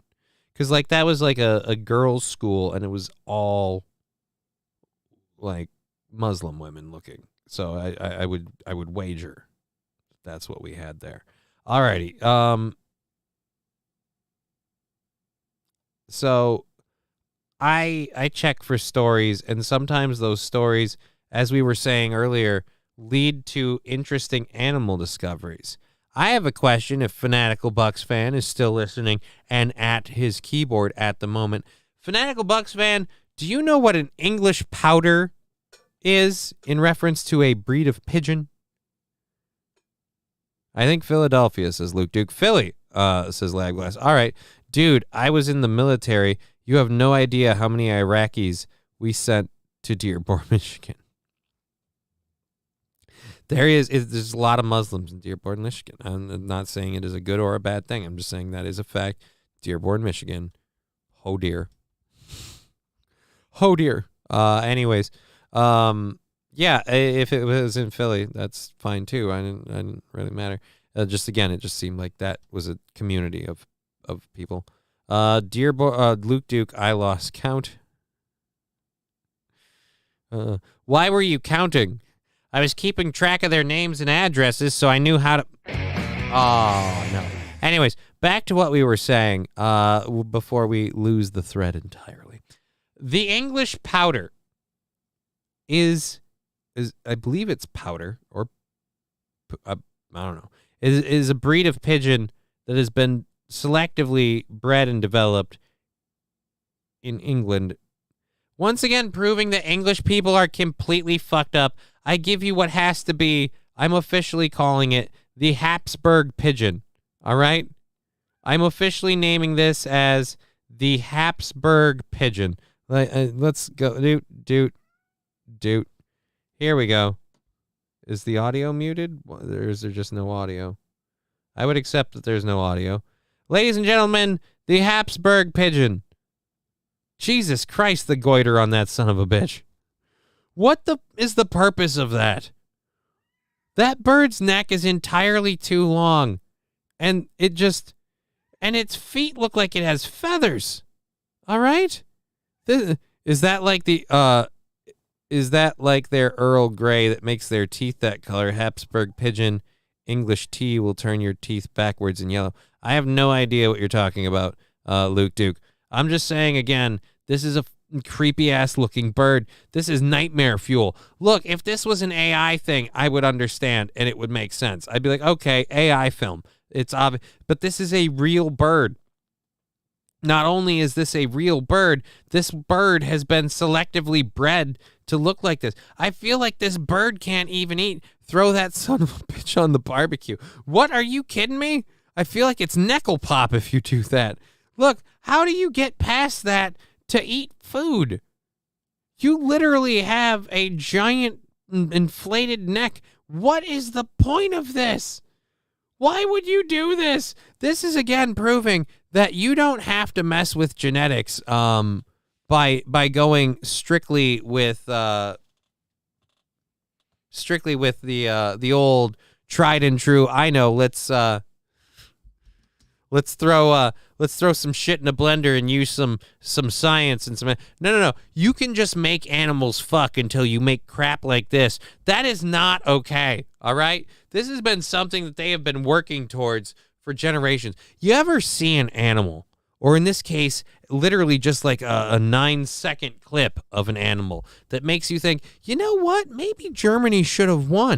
I mean, literally, we fought to save you guys, and look, this is what you do with it. I mean, what are we? And we shall fight them on the beaches and on the shores, and we shall make them breed weird fucking birds.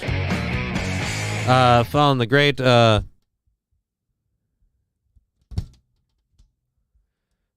what do you...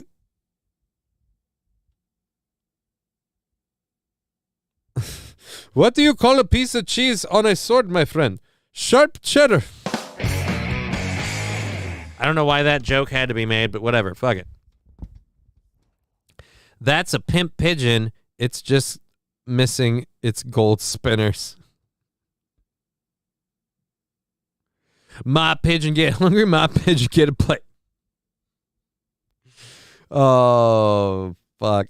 Again, I've let this clip go this whole time because I can't stop staring at that. I want to wring its neck, not for any personal harmful reason, just because I want to feel if it's squishy. Is that feathers? Is that the flume? What is that? How does a bird have that? How is that bird alive? It shouldn't be able to eat. What happened to the pigeons that had the hats glued to their heads? I believe they were okay. I think the pigeons that were dyed pink were also okay, or were those doves? I don't remember. I don't know. But that thing is creepy as shit. It's a domesticated breed native to the UK and is known for its very large crop, endlessly long legs, and feathered feet. Yeah, creepy fucking looking bird.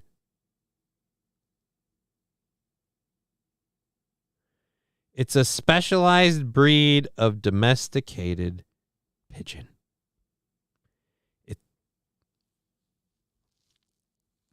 I don't know. I kind of want one to scare my children. Luke Duke, I understand that. I completely understand that. Like I said, you show me that bird, and I just kind of want to just pet the fluff in the neck and see if it goes down. I kind of want to, just a little bit. I don't want to hurt the bird. All right? I don't want to hurt the bird. Lenny, you pet him too hard. I would dock their wings and glue bird feed to the bottom of their shoes. That sounds horrible. Sounds horrible. Pickled pigeon gizzard. Is that a thing? I don't want to know. Sounds like nightmare fuel.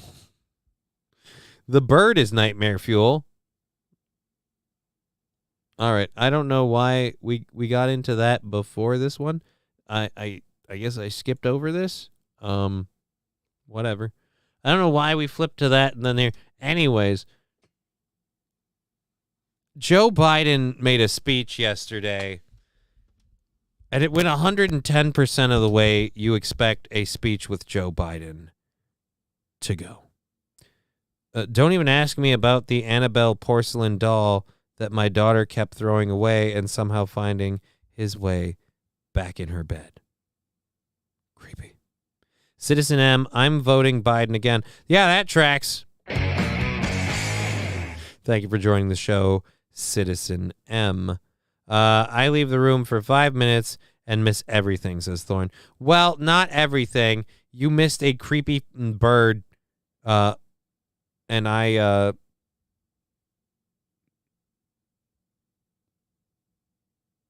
My cat died blue. I told him not to hold his breath. Blue is also his name. All right.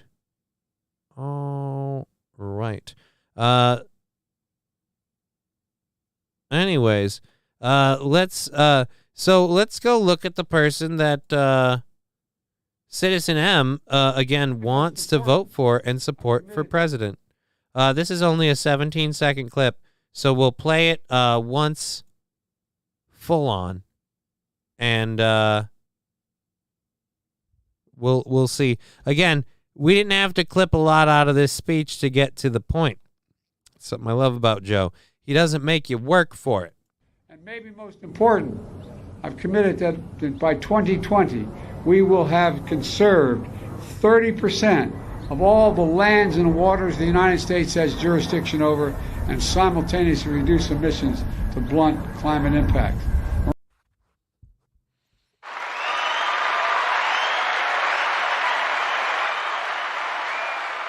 We're going to blunt climate impact. One, this is my biggest thing with climate impact.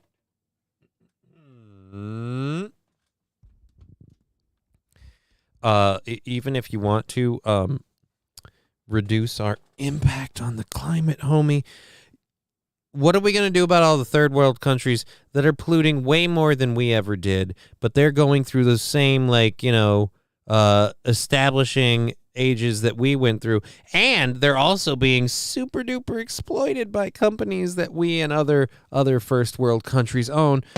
Oops doodles. Yeah, I'm sure that we're going to do a whole lot to fight climate change. But remember, the climate respects geological boundaries made up by people, and we will make climate change happen for our country. But when the third world countries continue to pollute, it won't still come back to us. Right. That totally tracks. Oh, and I'm glad someone caught it because I didn't want to just point it out. By 2020, when was this, Dear Butch said? This was, I think, yesterday or today.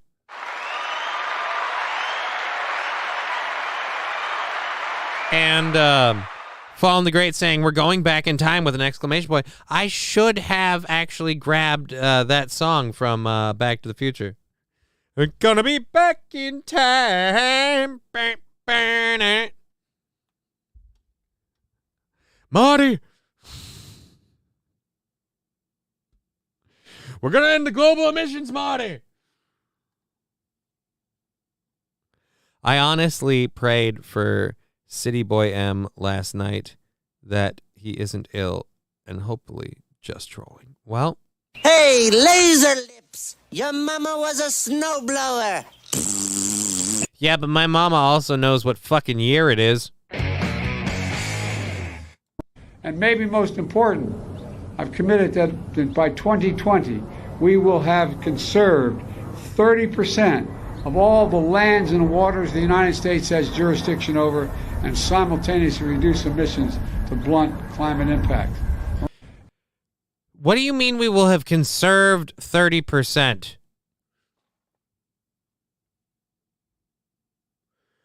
Preserved?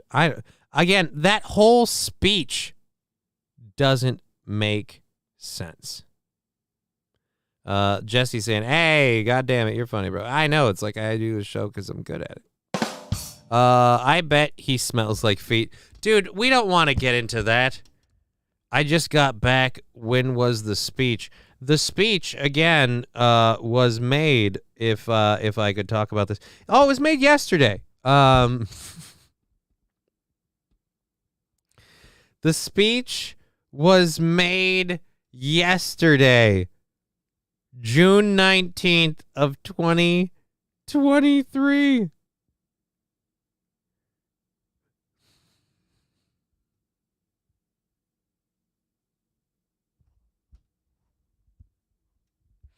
They are stealing 30% of all lands. What do you mean we will have conserved 30% of all lands and waters owned by the U.S.? That's another thing that weirds me out. What do you mean? I've never heard anyone say I pledge that we will have conserved it. That's a weird term. I hate that the RNC and everyone else are dealing with this Trump stuff, and we're sitting here talking about that guy's so bad. But again, this guy. And then we find out that the Biden administration is not only apparently horribly inept and screwing a bunch of shit up, but also apparently deliberately torpedoing us to funnel money into another country, because apparently they were bought and sold by the Ukrainians and the Chinese before Biden got into office. And now they've just been kind of, I don't know, at the expense of the American taxpayer, enriching themselves and their global friends. It's weird. It's weird. Alrighty. What do we have? Zen Rhino saying it's a land grab so they can control the food. Bill Gates owns more private land in this country than anyone else other than the government. And that's the biggest problem I have with the way we farm right now.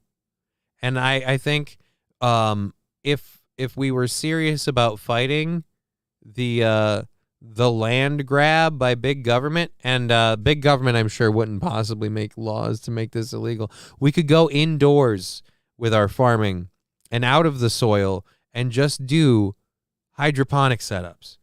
Just grow your shit indoors. Grow it on a hydroponic, climate-controlled environment where you don't have to worry if you got the rain. You don't have to worry about, oh, there's a plague of insects. No. It's a actual climate-controlled thing, and we can, handle this better. But I don't know. It's just so stupid that it's not worth wasting time arguing about. The world's top 3 emitters, China, the United States, and India, account for around 50% of global CO2 emissions. The world's top 20 emitters account for 80%. Citizen M, that math doesn't make sense. China and the United States account for around 50% of global CO2 emissions, and the world's top 20 emitters account for 80%. So you're saying the world's top 20 emitters? So you're saying the top 3 emitters of CO2 are China, the United States, and India.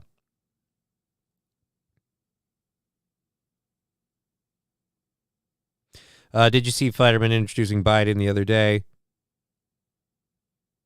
It's they should both retire. Yeah, I kind of should.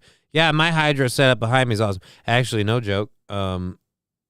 If things are going flat out legal and you can have as many plants as they're saying, somebody might put a wee bit of an investment into our own particular garden project here within our own lovely walls. Yeah, Deer just watched it today. Yeah, dude. That speech is horrible. Anyways, as I was saying, Biden saying we've committed 2020 to conserve. It's just all of it's bad. All of it's bad. All of it's in like.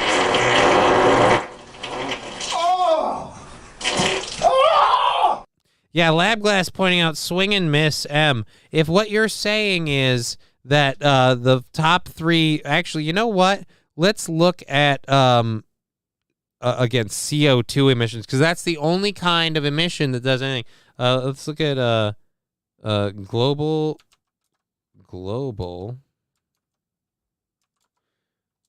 CO2 emissions. Fuck!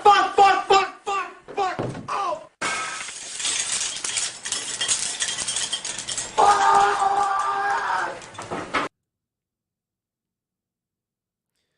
All right, CO2 emissions, key messages. Where is this is not. That's not what we're looking for.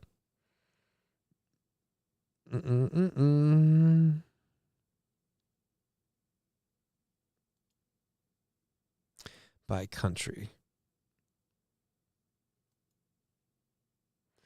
This doesn't look like.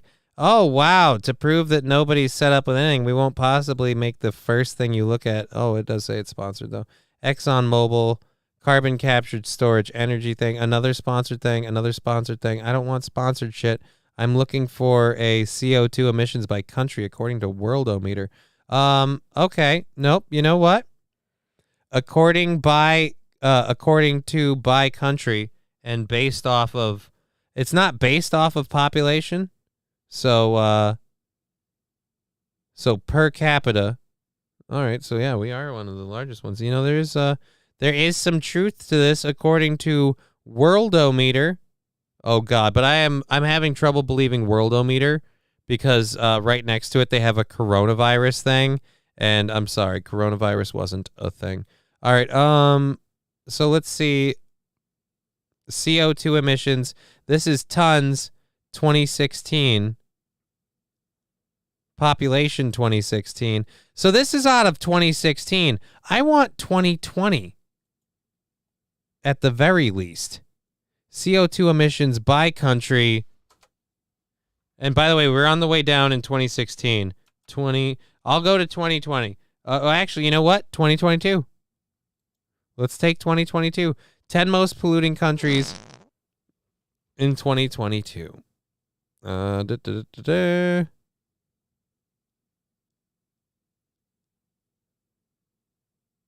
Is this one? Nope, that's another story. This is a fucking stupid rabbit hole to go down anyway. Again, there are more things than just the CO2 emissions, but my point being, even if we went back to the other one, I don't even want to get caught in this. It's a stupid wormhole to go down. Other countries are polluting, and they're not worried about constricting themselves or restraining. I got this for you, Big Bad John. The Earth's atmosphere is 78.1% nitrogen, 20.9% oxygen, 1% other trace gases, mostly argon. However, out of that 1%, only 1/400th is carbon dioxide, and only 1/400th of that amount is human generated. Tell me more. No. We need to protest first. Bridges, lives matter and such. Then we get into the climate impact and the funding. Not before, because racism is systemic.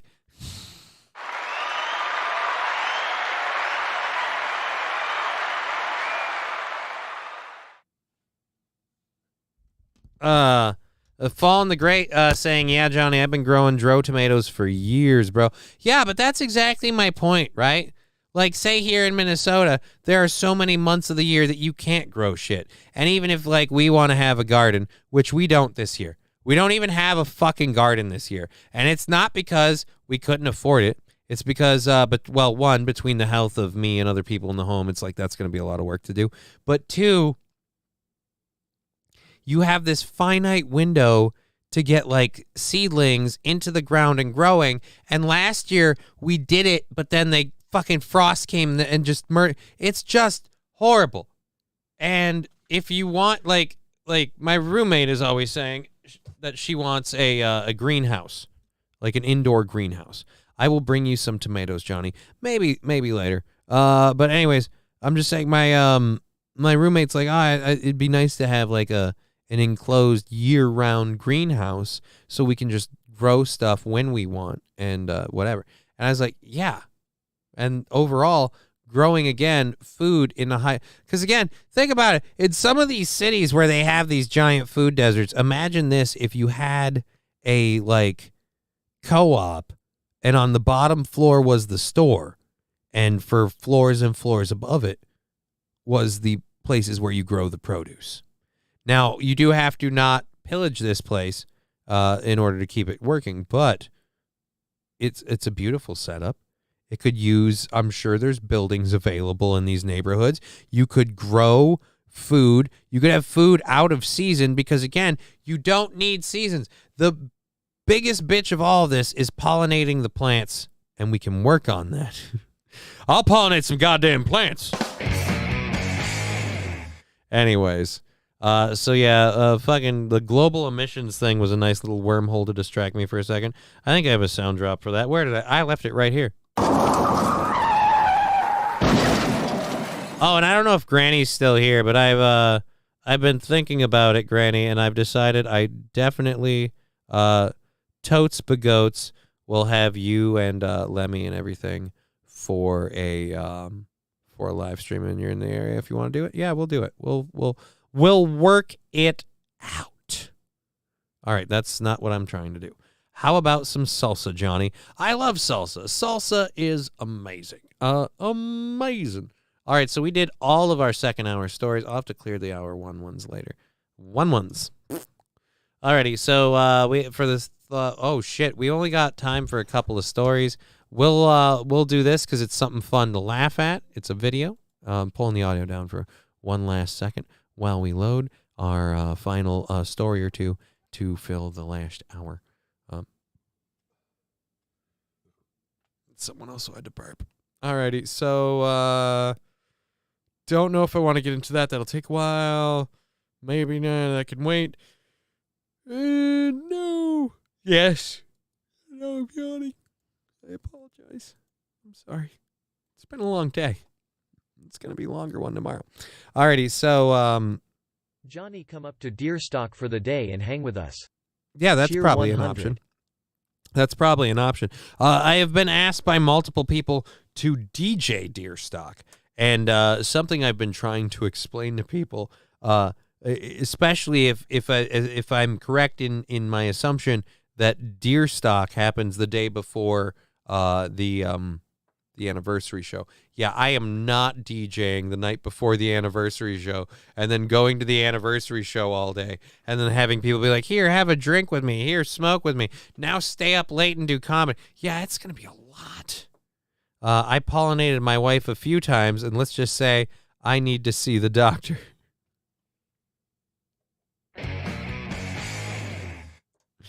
Oh, nice.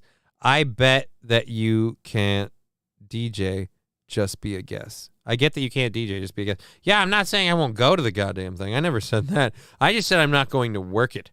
That's where I'm at with a lot of that. Like, I just don't want to work the goddamn thing. Ain't got no more room, and Uncle Butch doesn't want to adopt his nephew/nieces. Oh, so you're saying you got to get the old snipping procedure, which, by the way, Mr. Imholt, are you going to shit or get off the pot with that? I'm curious about. Are you ever going to actually pull the trigger on that? Because no offense, but you're not getting any younger. And if you're planning to trade this model in a couple years, you might as well step on the gas on this whole procedure. What is your shirt size, Johnny? My shirt size is large, like me.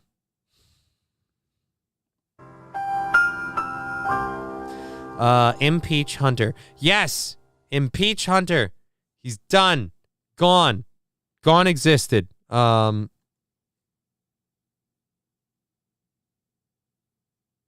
right, thank you. First time in the chat. My SP. Okay. Don't know what that means. All right, so we're switching over to this story here. This is a terrifying video out of, I believe, yes, this is the, this is Yichang, Hubei in China. Take it away, Toots.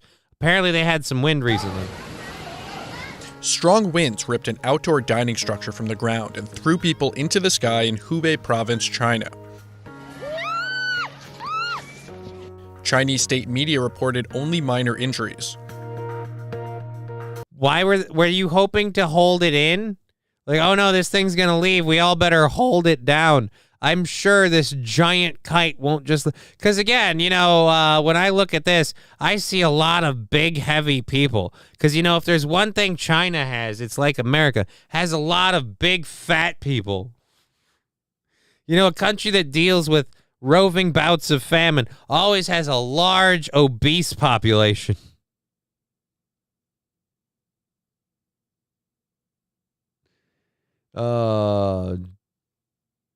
To the sky in Hubei province, China. Yep, nope. This is, again, why you need fat people. You have a couple of, like, you know, Tennessee tourists, and that fucking thing ain't going nowhere. Where you going? Nowhere. Oh, man. They are also vegan. Are they vegan? From sweatshop to Swift shop. Oh, no. Big fat ramen noodle slurping bastards. Hey, you can get fat on ramen.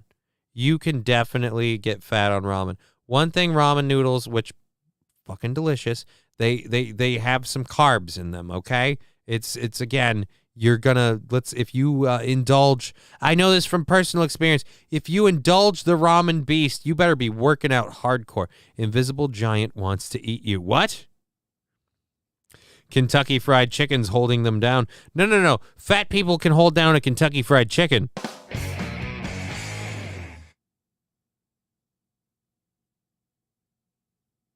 Oh, big fat noodles. Okay. I missed the point. The one-child rule is getting creative. Yeah, again, a terrifying moment as the as the thing took flight. Again, only minor injuries. Great. I'm glad nobody hung on like it was life or death. It was just, again, just a fucking awning. Chinese state media reported only minor injuries.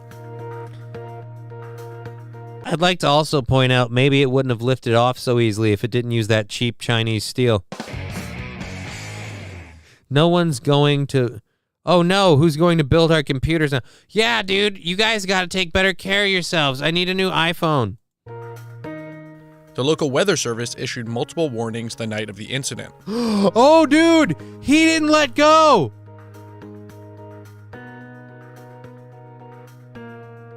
The restaurant was... I didn't see him come back down. Hold on. And dude, if we're going to film this atrocity, if we're going to film this atrocity, fucking landscape mode, please. Chinese state media reported only minor injuries. New weather balloon looks dangerous. Yeah, this is the... The local weather service issued multiple warnings the night of the he's incident. still hanging.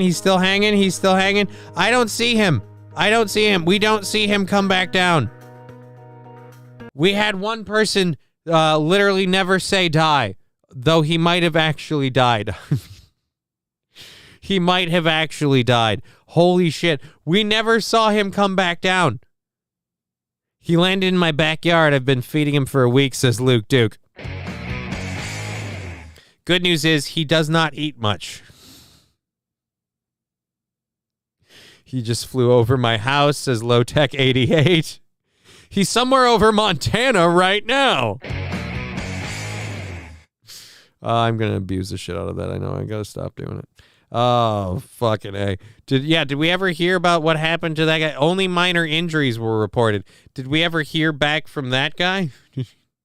The restaurant was back in business 2 days later, according to a social media post. CNN has attempted to reach the restaurant.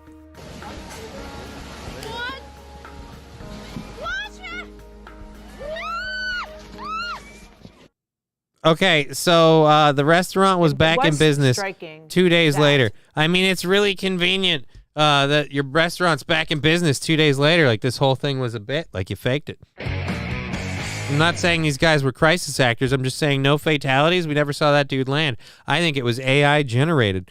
And the whole thing, like I said, faked. You did it all. It wasn't real. It's documented. It's proven. What injuries did the minor get? Will he be going back to... No, not the minor. It wasn't there were only minors with injuries. It was only minor injuries.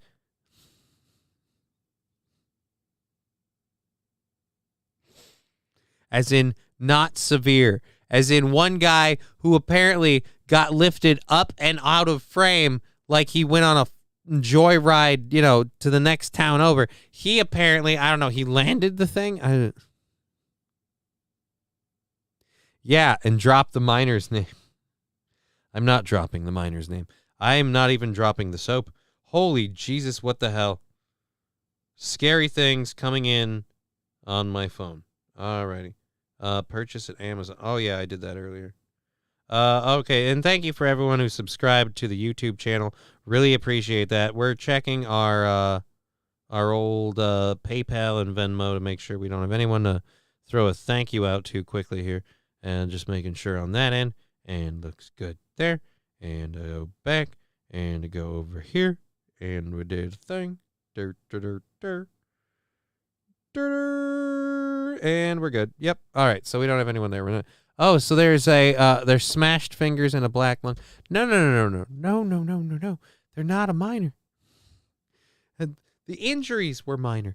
The injuries were minor, as in insignificant. As in, one guy did not do his Chinese impersonation of Superman by hanging on to the scaffolding till the end of the ride. Okay? You know what? We just can't do this story, I guess. You're just not mature enough to handle a story about a bunch of Chinese people hanging on to the roof. The roof is a flyer. We don't need no water. We need landing gear. Land, motherfucker. Land. That's right. I fucking pulled that off. It's a horrible dismount, but we did it.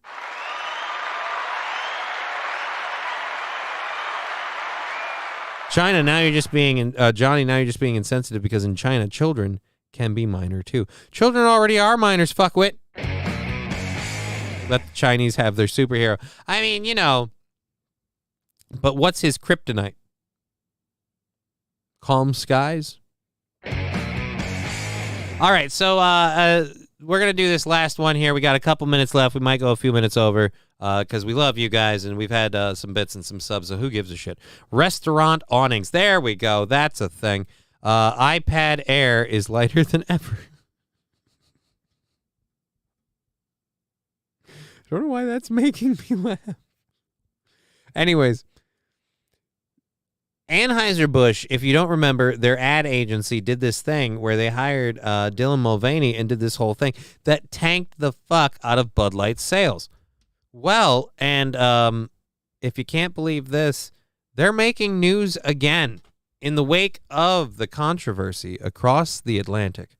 On Monday, Anheuser Busch InBev Global Chief Marketing Officer Marcel Macondes took to the Cannes Lions main stage, which is kind of the advertisers' Oscars, to give the event's opening seminar.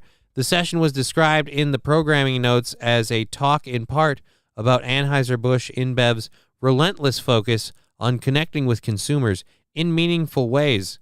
And he also touched briefly on the Bud Light situation.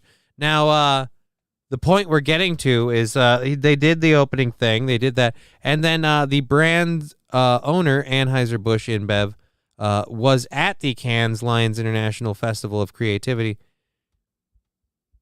in South France because they received the Creative Marketer of the Year award.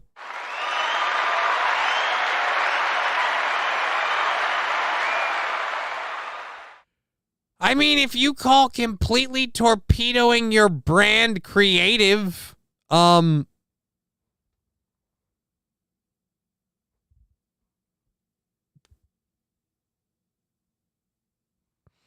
touched lately on the Budweiser situation, or should I say touched lightly? Who touched lightly? I don't know. At any rate, again,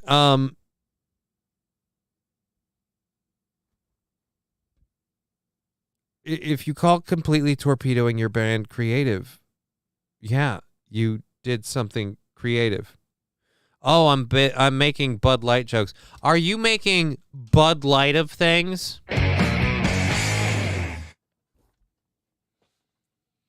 Hey, man, I appreciate it. This chat sometimes, I lean on it really, really heavily, and I get it. This chat sometimes, it can be some pretty heavy lifting, but you're making it look like Bud Light work.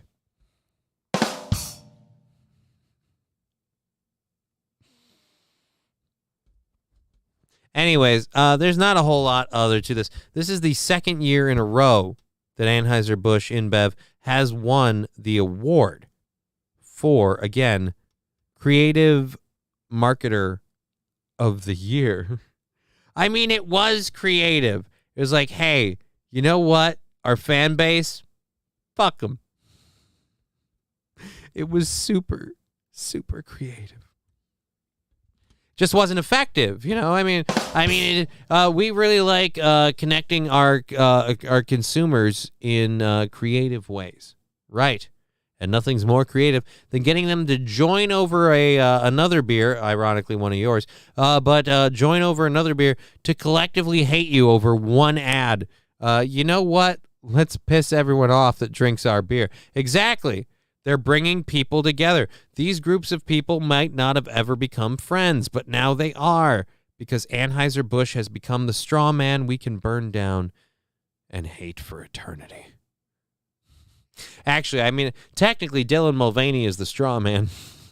Or is Dylan Mulvaney the sacrifice in the straw man? I have no idea how that thing works. I only watched the Nicolas Cage reboot, and it was just kind of weird. All right, so LMI classified docs. Bud Lightyear to bankruptcy and beyond. That is pretty good.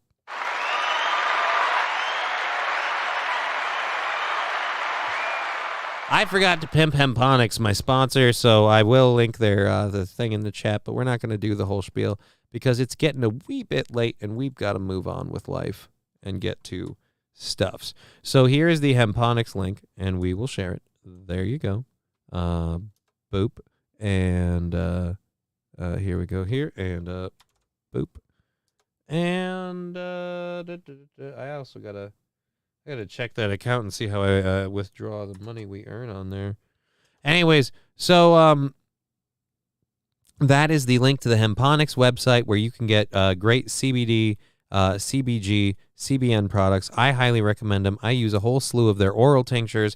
I love their vape pens, and a big fan of their gummies. Got a few free gummies because my last order took a little longer than expected. That was fucking awesome. And another reason I love the company, they're like, hey, how about some free CBN gummies or CBD gummies? And I'm just like, oh, fucking twist my balls and call me a winner. All right, anyways, it's been a great time. We've been Johnny. You've been an audience. It's been fun. Take care of yourselves. We'll be back tomorrow morning on the Steel Toe Show. Oh, wrong one. I got to ask for a raise. Anyway, so we're going to be on the Steel Toe Show tomorrow morning. We'll be back here tomorrow afternoon from 2 to 5:30 p.m. for another amazing automatic overtime show. Thanks again for all the amazing support, everyone. We've been Johnny. You've been an audience. Until tomorrow, take care.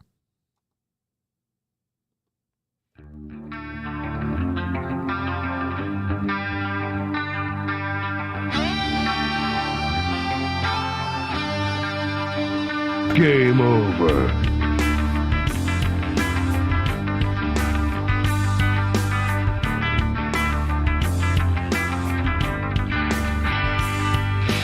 Fuck! What the fuck? Fuck! Who the fuck? Fuck this fucking! How did you do fucking fucks? Fuck! Game over, man. Game over.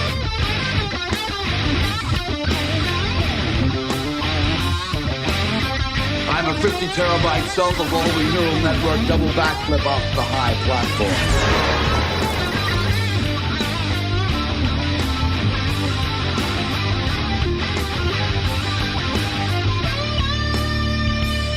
I am not going to be grounded again. Not for you, not for anybody.